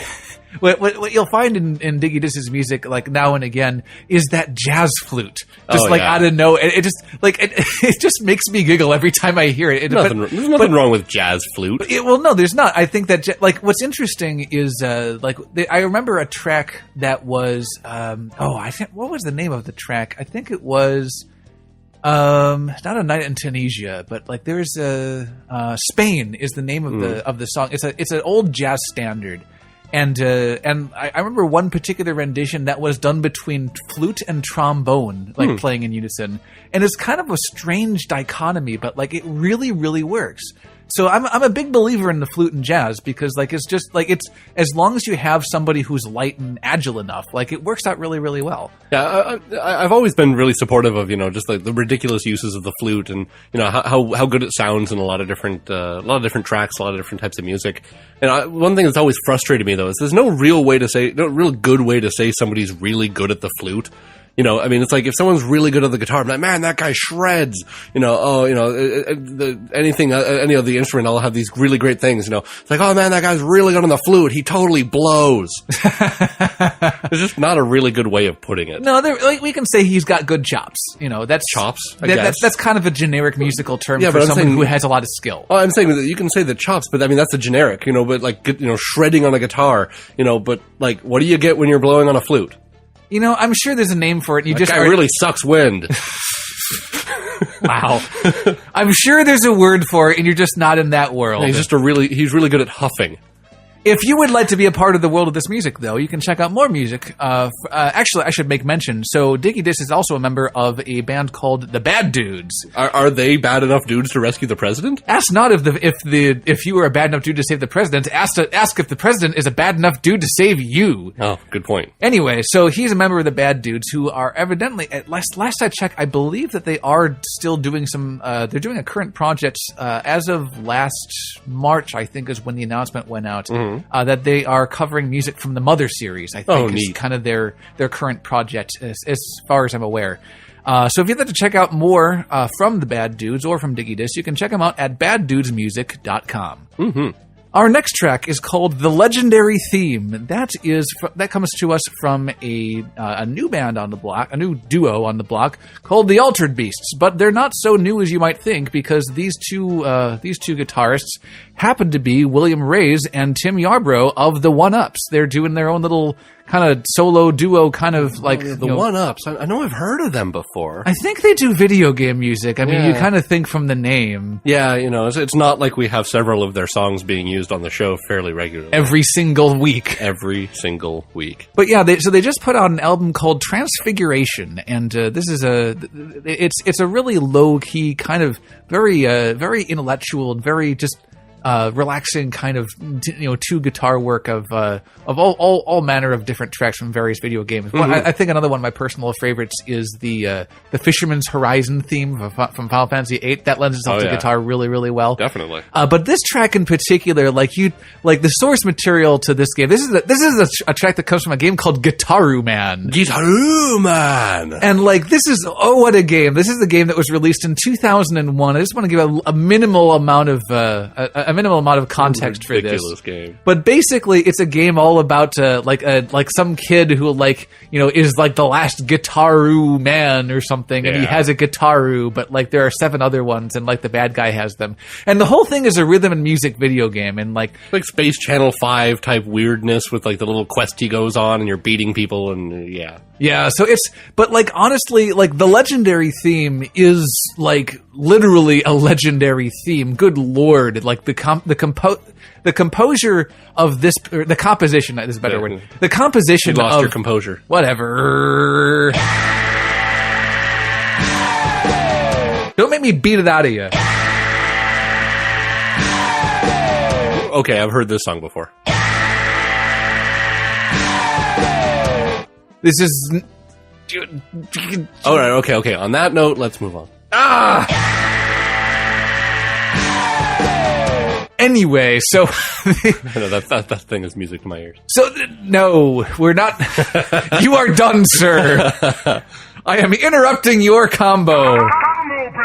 Anyway, so the composition of the legendary theme is really, really good, and the setting that the Altered Beast put it into is like I think it takes it in a really interesting kind of direction that like it doesn't follow like the literal chord progression completely faithfully, but has some really like little known kind of chords that like you don't hear very often, and just kind of like, ooh, did I just hear that? You know, so it works on a really great level. Music that makes you go ooh.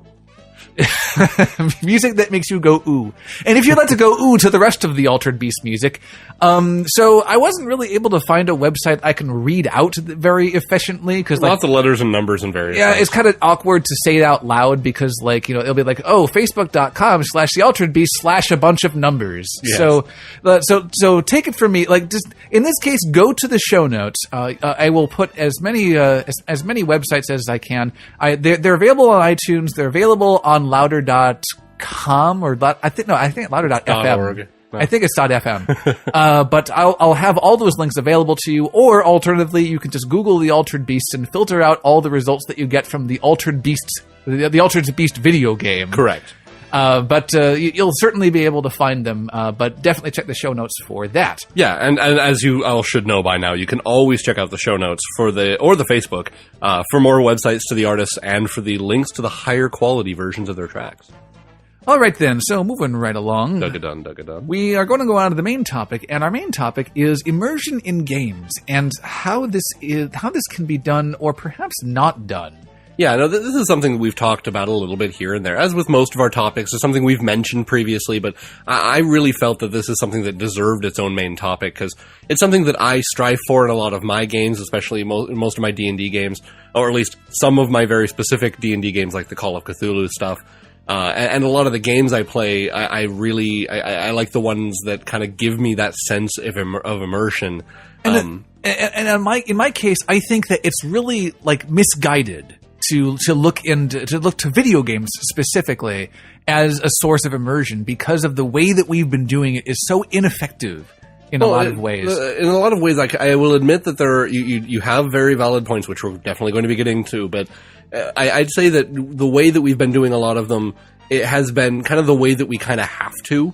But there's like this other side of the handshake that I think needs to be done for the immersion to really take effect. And you know, this kind of got brought to light by an article that was released on Gamasutra by a man by the name of Adrian Schmielars.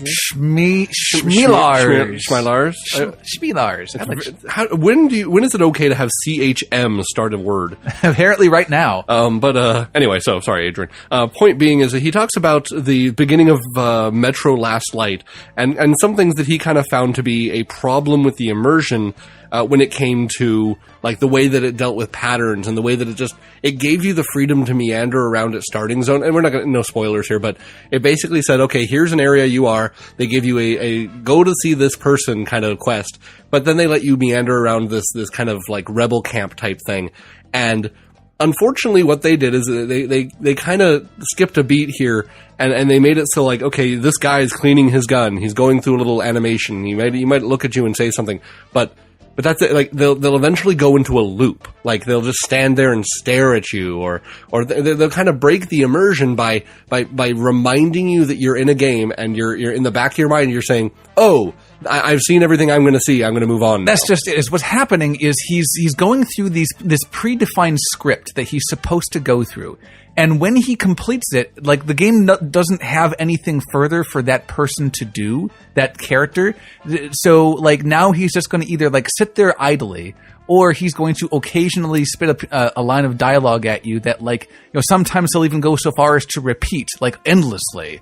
You know, and it's just like, so here's this game that like it's at the time when the immersion is happening, like it seems so real, but then like in the back of your mind, you know that you're watching like this animated thing that like it doesn't have an endless amount of content, and you're not really there. It's just like you're looking at this ghost. Yeah, and this is something that we talked about, something I think I've mentioned at least at one point. Animation sickness is something that happens, you know, and this is kind of like a more like elaborate version of it. It's something in the area that you're going to interact with, and you know you're going to interact with it, or at least, you know, view it and see it because of the fact that it is pretty and it is there. And like in the old school games, it had quote unquote animation sickness, where it stood out of the background because it looked like something you needed to mess with. Yeah, that happened in both cartoons and in video games. I think Final Fantasy VII was like huge on that. Yeah, Final Fantasy VII, Resident Evil 1 and 2 had that, where, oh, this is something I can mess with because it's not part of the background. Yes.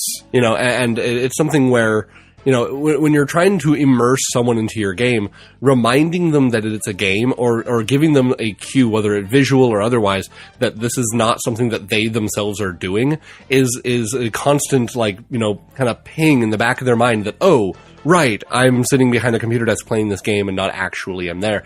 And I think we've talked about it, like, with the whole movies and games and novels, like, when you want to make something, you know, to get out a story, it's bad to put it into a game. I like how you always use that phrase, to get out a story, as though you're like vomiting into a toilet. No, I know what you're saying, but the idea that like if the purpose of the person making the game is to tell a story, and you're putting it into a video game, well, there's things that the video game are going to do that is going to take away from that story, and that is something that can kill the immersion of the story. Now, in some cases, it can increase the immersion by actually you having done the actions that are being told in the story.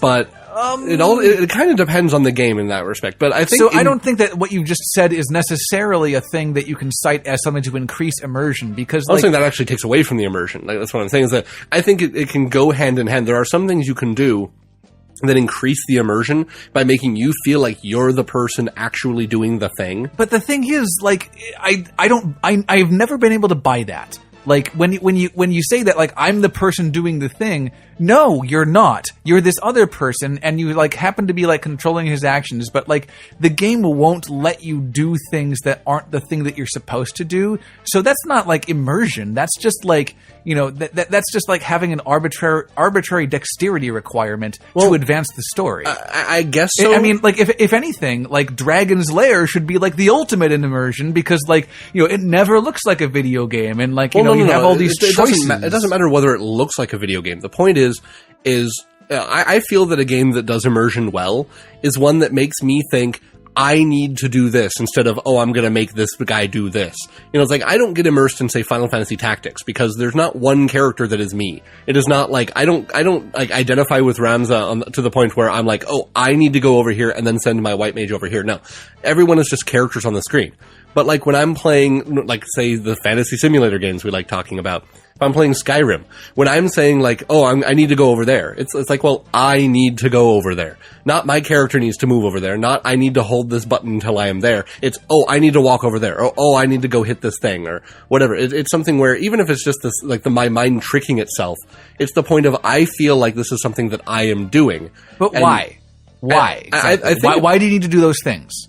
Well, you know, and I think at that point is because, like, whatever it is I am doing, like, whatever quest I am on, whatever the objective of what I am doing is, whether it's exploring or whatnot, it's like, I am going to satiate my curiosity by walking over there and looking in that cave. Well, okay, so when you say that you're on this quest, I think that what's actually happening is, like, you have basically, like, you know, done so many quests and so many, like, what amounts to chores in your games, that, like, you understand that you've made the mental connection that doing a chore in the game produces additional content.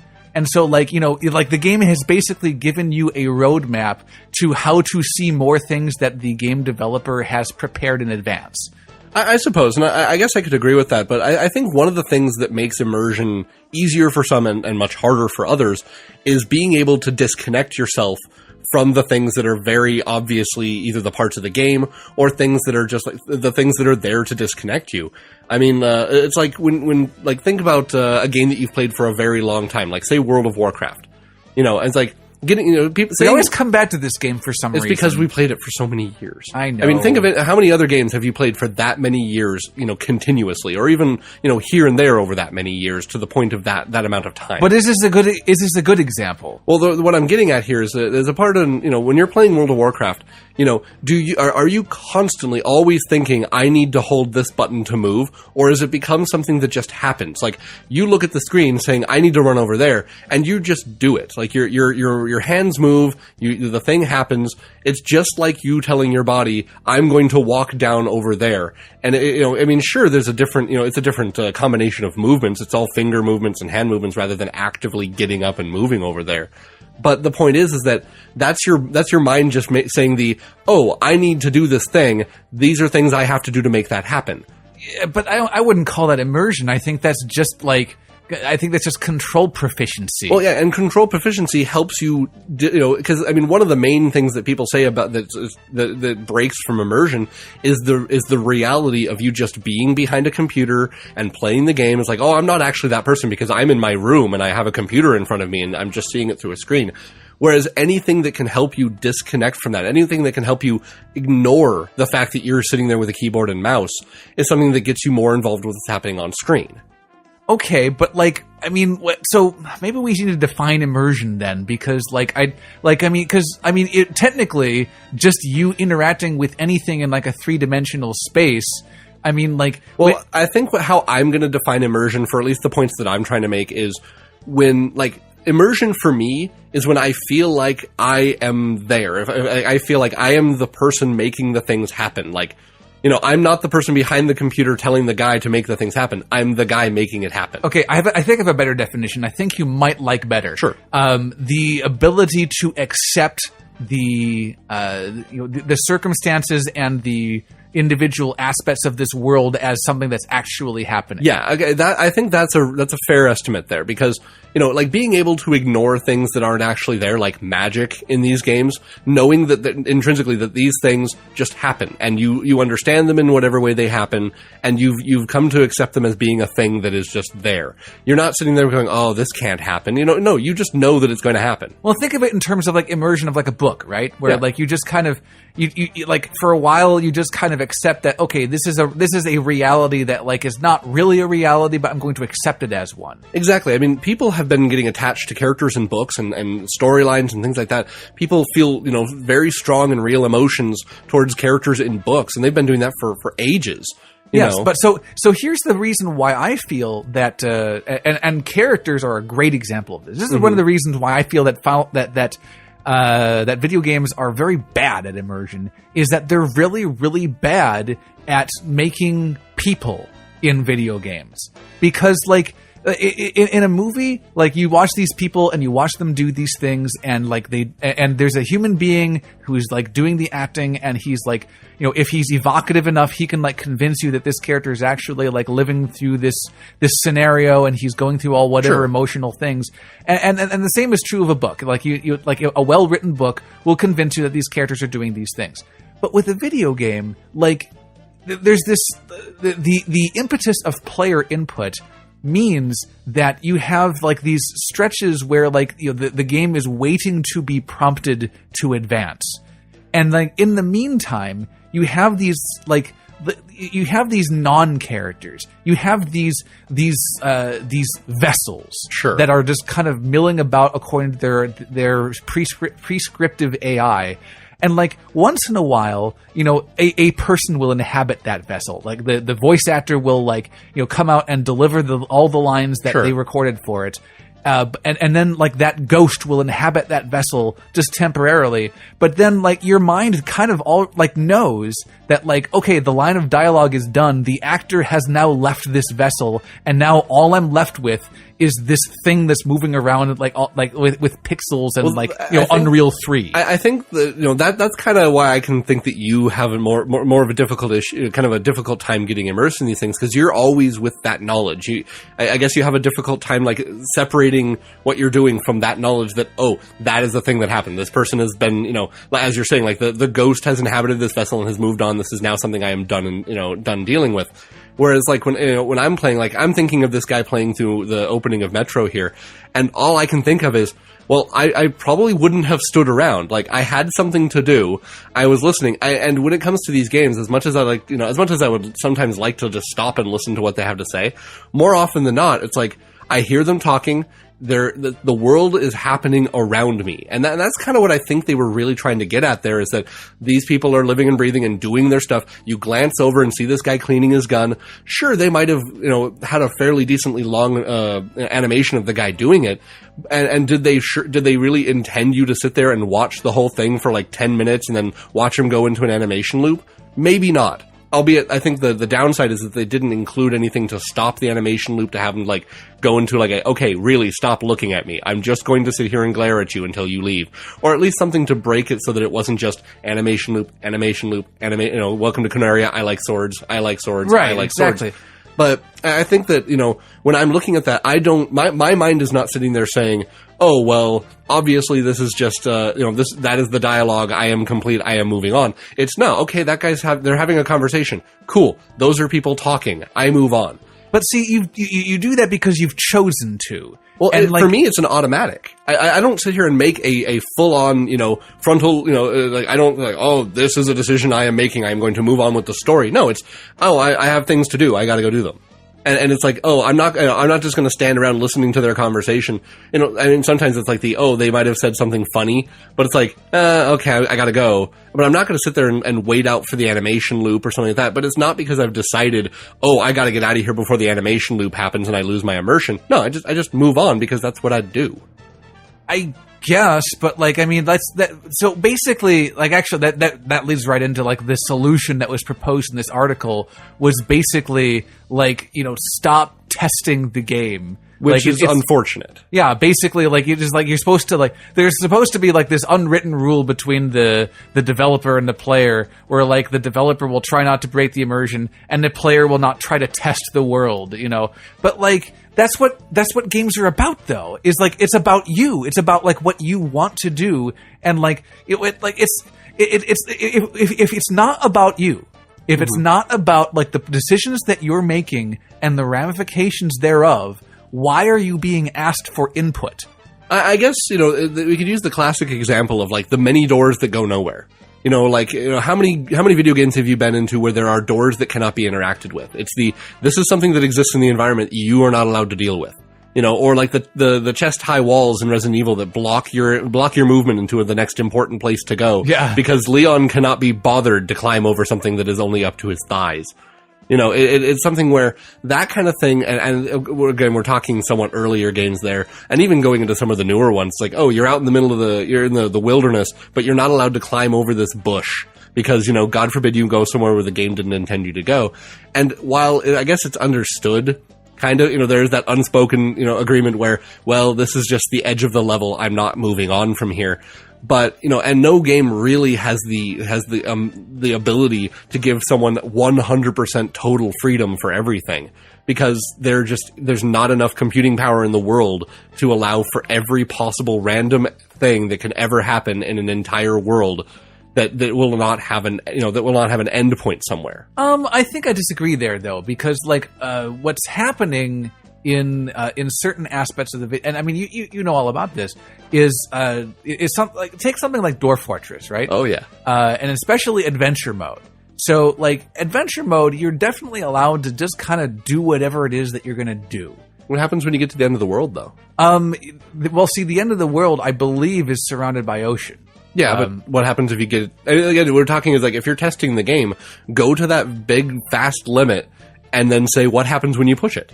Eventually, you'll hit that wall. I don't think you're able to sail out into the... I don't know if there are boats or not. I can't really remember. I think Minecraft, in the same way, eventually the world just ends. It has a ceiling, it has a floor, and it has walls. Yeah, but the Minecraft engine is not about immersion. No, and I don't think Dwarf Fortress is all about immersion. Well, okay, but one thing that Dwarf Fortress does do well is rather than have a whole bunch of pre-scripted characters that are going to do these things and have you go through this story, what it does is it basically has this possibility space. Oh yeah. And the possibility space gives rise to like a lot of like generic is the wrong word, but like very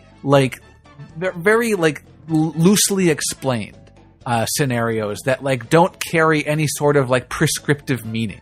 Right. And then what the player does is the player concocts this story around it.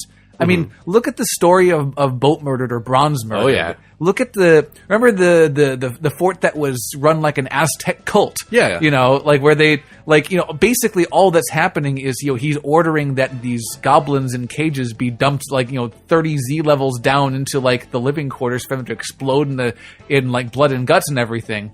But it seemed to have some sort of effect on the dwarves as far as like, you know, what their culture was.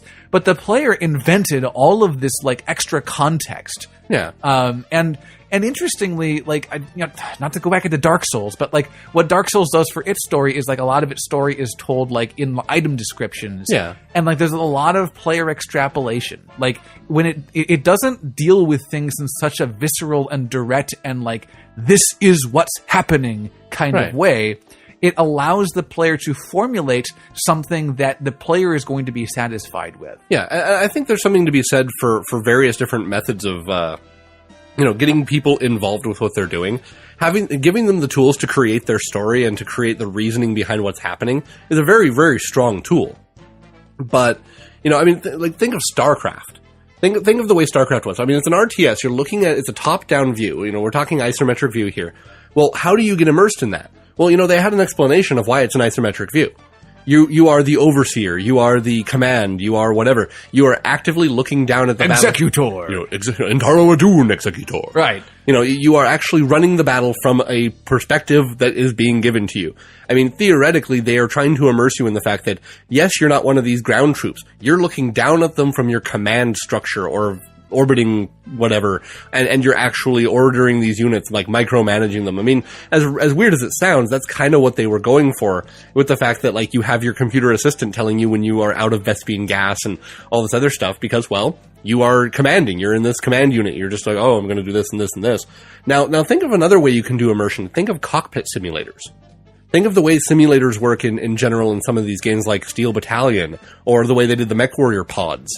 Where they you go so far as to start including props to the player to get them involved with what's happening in this game. I mean, this is more akin to like the way I do some of the Call of Cthulhu stuff with like some of the props I introduced, but this is the way they kind of include it in a video game. When you're playing Steel Battalion with that massive controller, people actually set up little pod type things where you're sitting in a thing, you're strapped into a chair like you're sitting in a mech.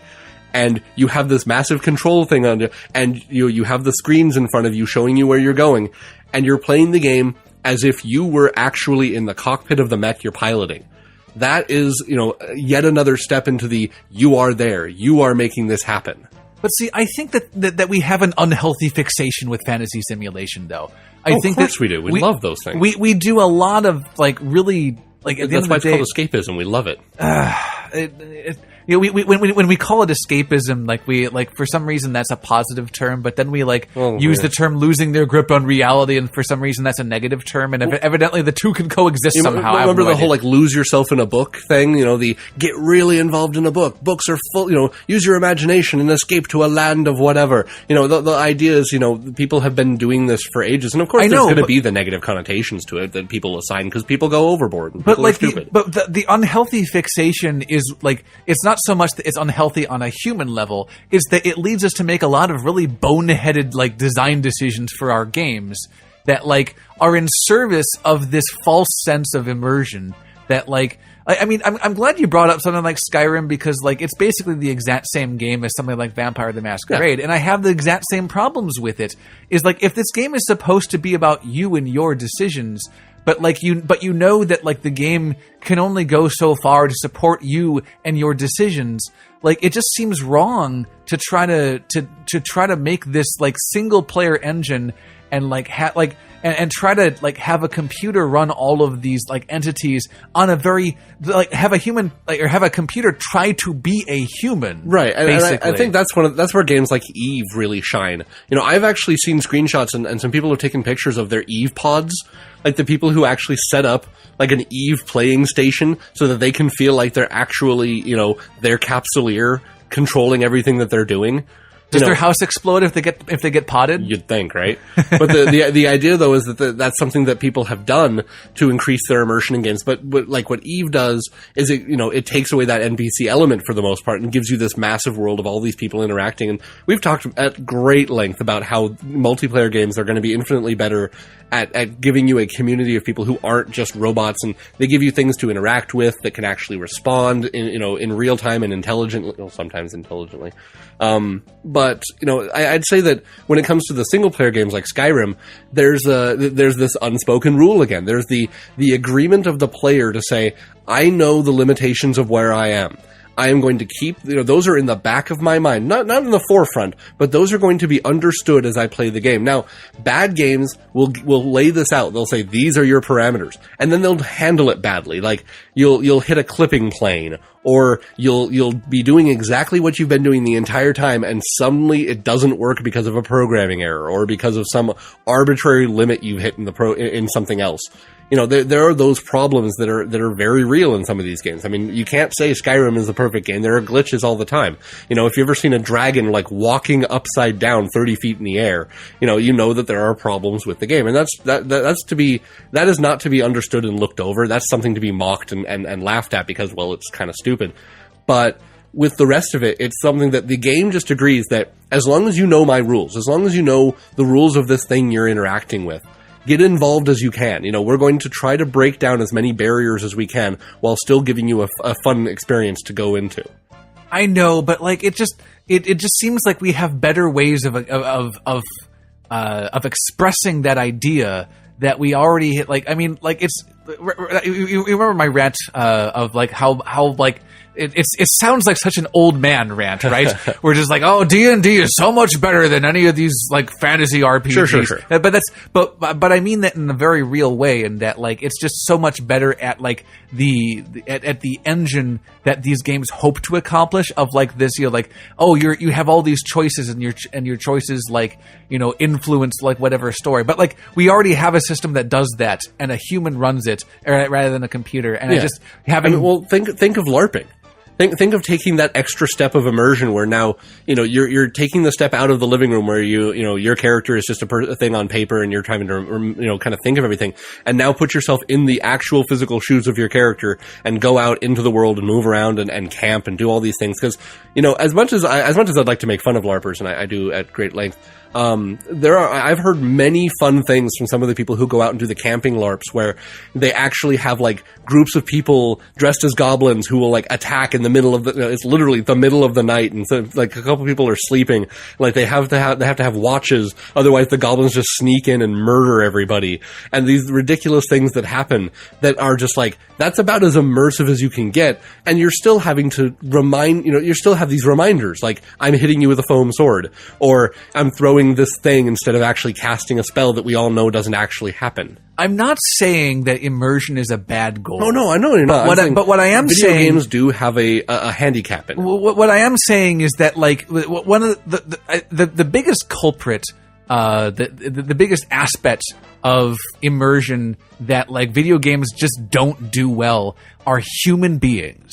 Very true. And like every time we try to simulate a human being, like it's just like it's like I was saying with that whole like Western RPG where like as soon as you realize that the game is static, it totally changes the way that you approach the entire world, because now you realize it's just a bunch of like hoops to jump through. It's a whole bunch of like, gates to like, oh, this particular conversation tree will lead me to a particular item that I want. Yeah, but I'd say that on the flip side of that, there have been games that have done like personal interactions very, very well. I mean, think Mass Effect. I know you may not give it much thought or much care, but I mean, I'll have to say, playing through those games and having the interactions with the NPCs and stuff, sure, I can get out of it and say, oh yeah, my conversation with this person went this direction, da da da da. But while I'm playing those games, and I am, in the shoes of Commander Shepard or what have you, the interactions, while you're doing it, it's like while you're reading the book, you're actually into it. But when you're not reading it, like, oh yeah, this thing happened with this character and da-da-da. Well, in Mass Effect, like, I cared about what was happening with these characters. They were, portraying emotions. And wait, did you just imply that you don't care about characters in books? No.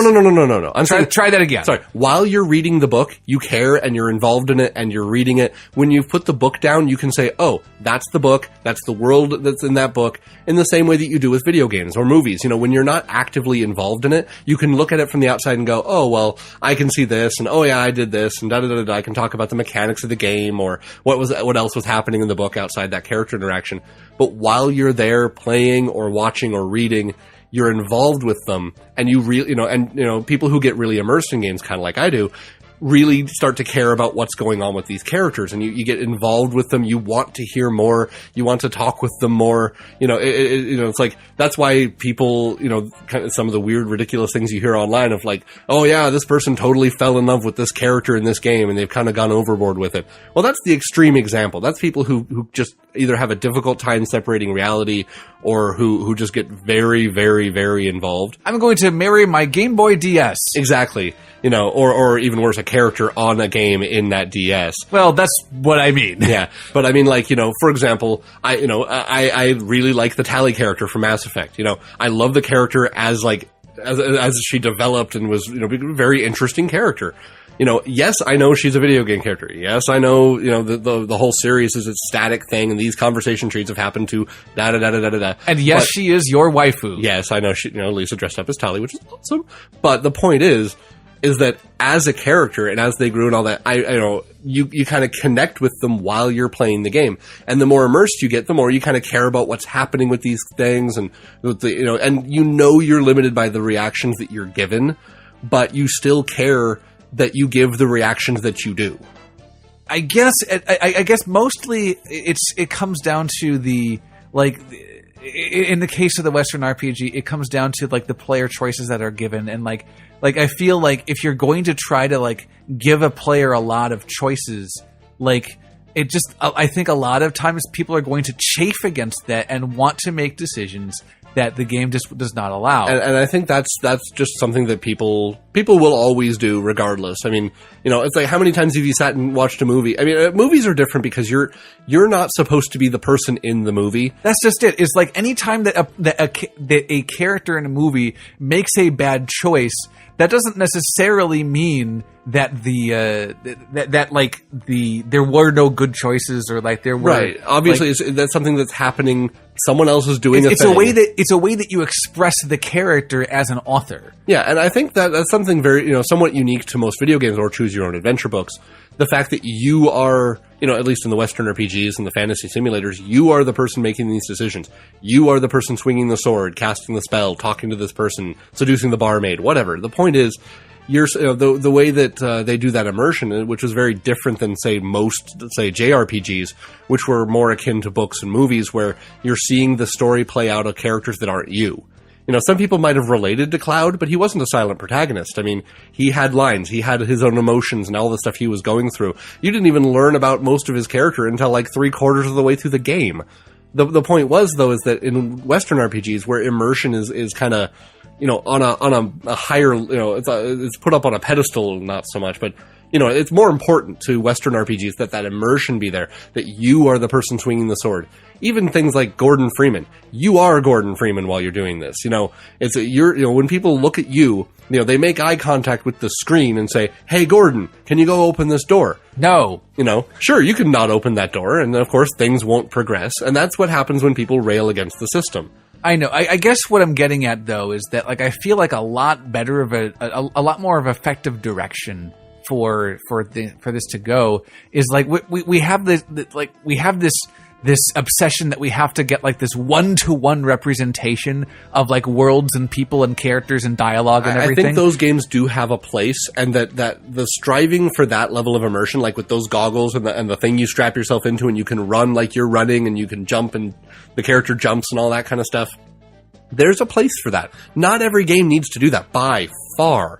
But I mean, I think that there is definitely a market and a good direction Well, there's to a take some market for games. anything. But I think it's a good direction to take games that treat immersion as one of their highest marks. But see, I think that a game like Dwarf Fortress, which abstracts everything and allows the player to, like, basically fill in all the gaps that it leaves, like, it's a lot less, like, offensive. Where, like, it's trying, like, you basically get to, do whatever you want, and then, like, you can fill in the context of all the characters that you interacted with. Do you remember the story of English Pillerspeak, yes. who, like, murdered his entire family in service of his goblin nation? Yeah. Like, basically, like, you have to kind of extrapolate the story based off of, like, the raw events that happened, and then you construct a narrative around that. Oh, yeah, and like I said, those games obviously have their place, too. I mean, that to me isn't immersion. That's storytelling and story creation. I mean, that's a little bit different to me, because that is getting the player involved in telling the story, but not being the story. You're telling the story. No, you actually are the story in that case, as opposed to a Western RPG where a story happens to you.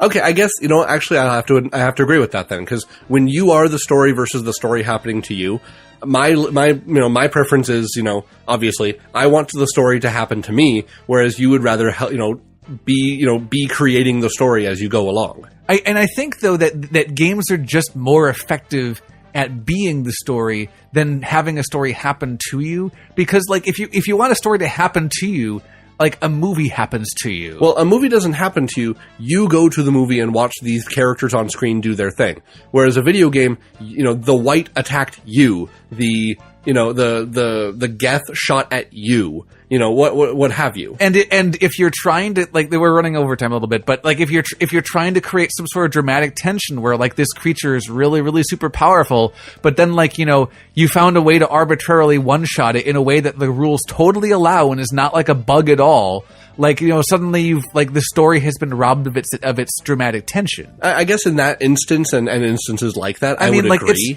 Like, if you have player input, like, just player competence is going to color, like, the way that your player interacts with your story. And I agree, yes, that can happen, but I think that's the minority. I mean, there's not going to always be that one thing that the player is going to be able to be like, oh yeah, I totally just trumped this thing by doing this. No, actually, I think that happens all the time. Like, players who are familiar with, like, general, like, how to, like, manipulate, like, these Western RPG combat mechanics, who like have inherent familiarity, they're going to have a lot easier of a time of getting through, like, places that, like, maybe are supposed to be a little bit more difficult, or maybe, like, the music was really dramatic because it's such a dangerous situation, but, like, actually you're just, like, hacking and slash. It's not that hard.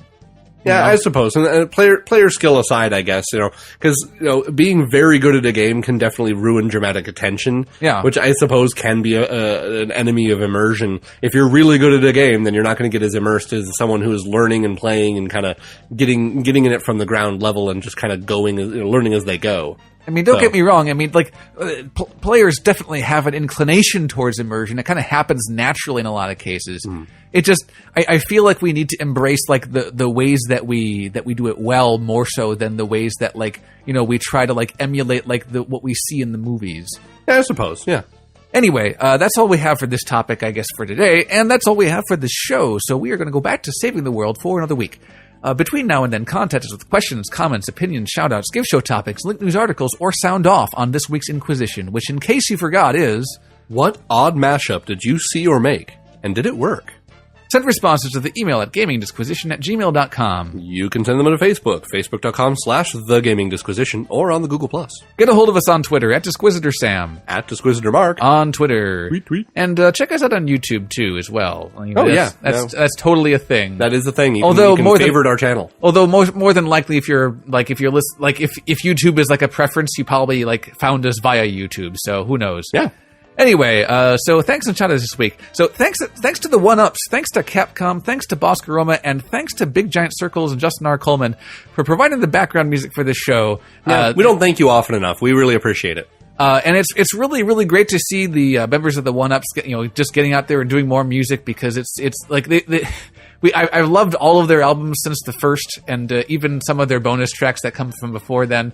And it's just like all of you have been really hard at work and just have a really great handle on all your music. Mm-hmm. If you guys want to check out more from some of these bands, you can check out the OneUps at theups.bandcamp.com. And you can check out BigGiantCircles at BigGiantCircles.com. And don't forget to check out Capcom games and wish that Bosque Aroma would come back and do another album. Mm-hmm. Hey, thanks to Dan for the links you sent us this week. Very cool. Thanks to Diggi Dis for his track Put Your Guns On. Hey, thanks to the Altered Beasts for their track The Legendary Theme. And as always, thanks to all of our musical artist friends for letting us use your work on the show. Your World make our show what it is. We will be back 7 days from today to do this crazy thing all over again. Wait. Oh? No, we won't. Oh, that's right. Programmatic announcement. In a little programmatic announcement, we have June Fair coming up next week, and that is going to go on for the entirety of the weekend. So we are going to, having done 52 shows and doing a full year of the podcasting proper now, Yep. We're going to take another break. Yeah, it's just for the week. So we'll be seeing you 2 weeks from today to do this crazy thing all over again. Until then, game on, internets.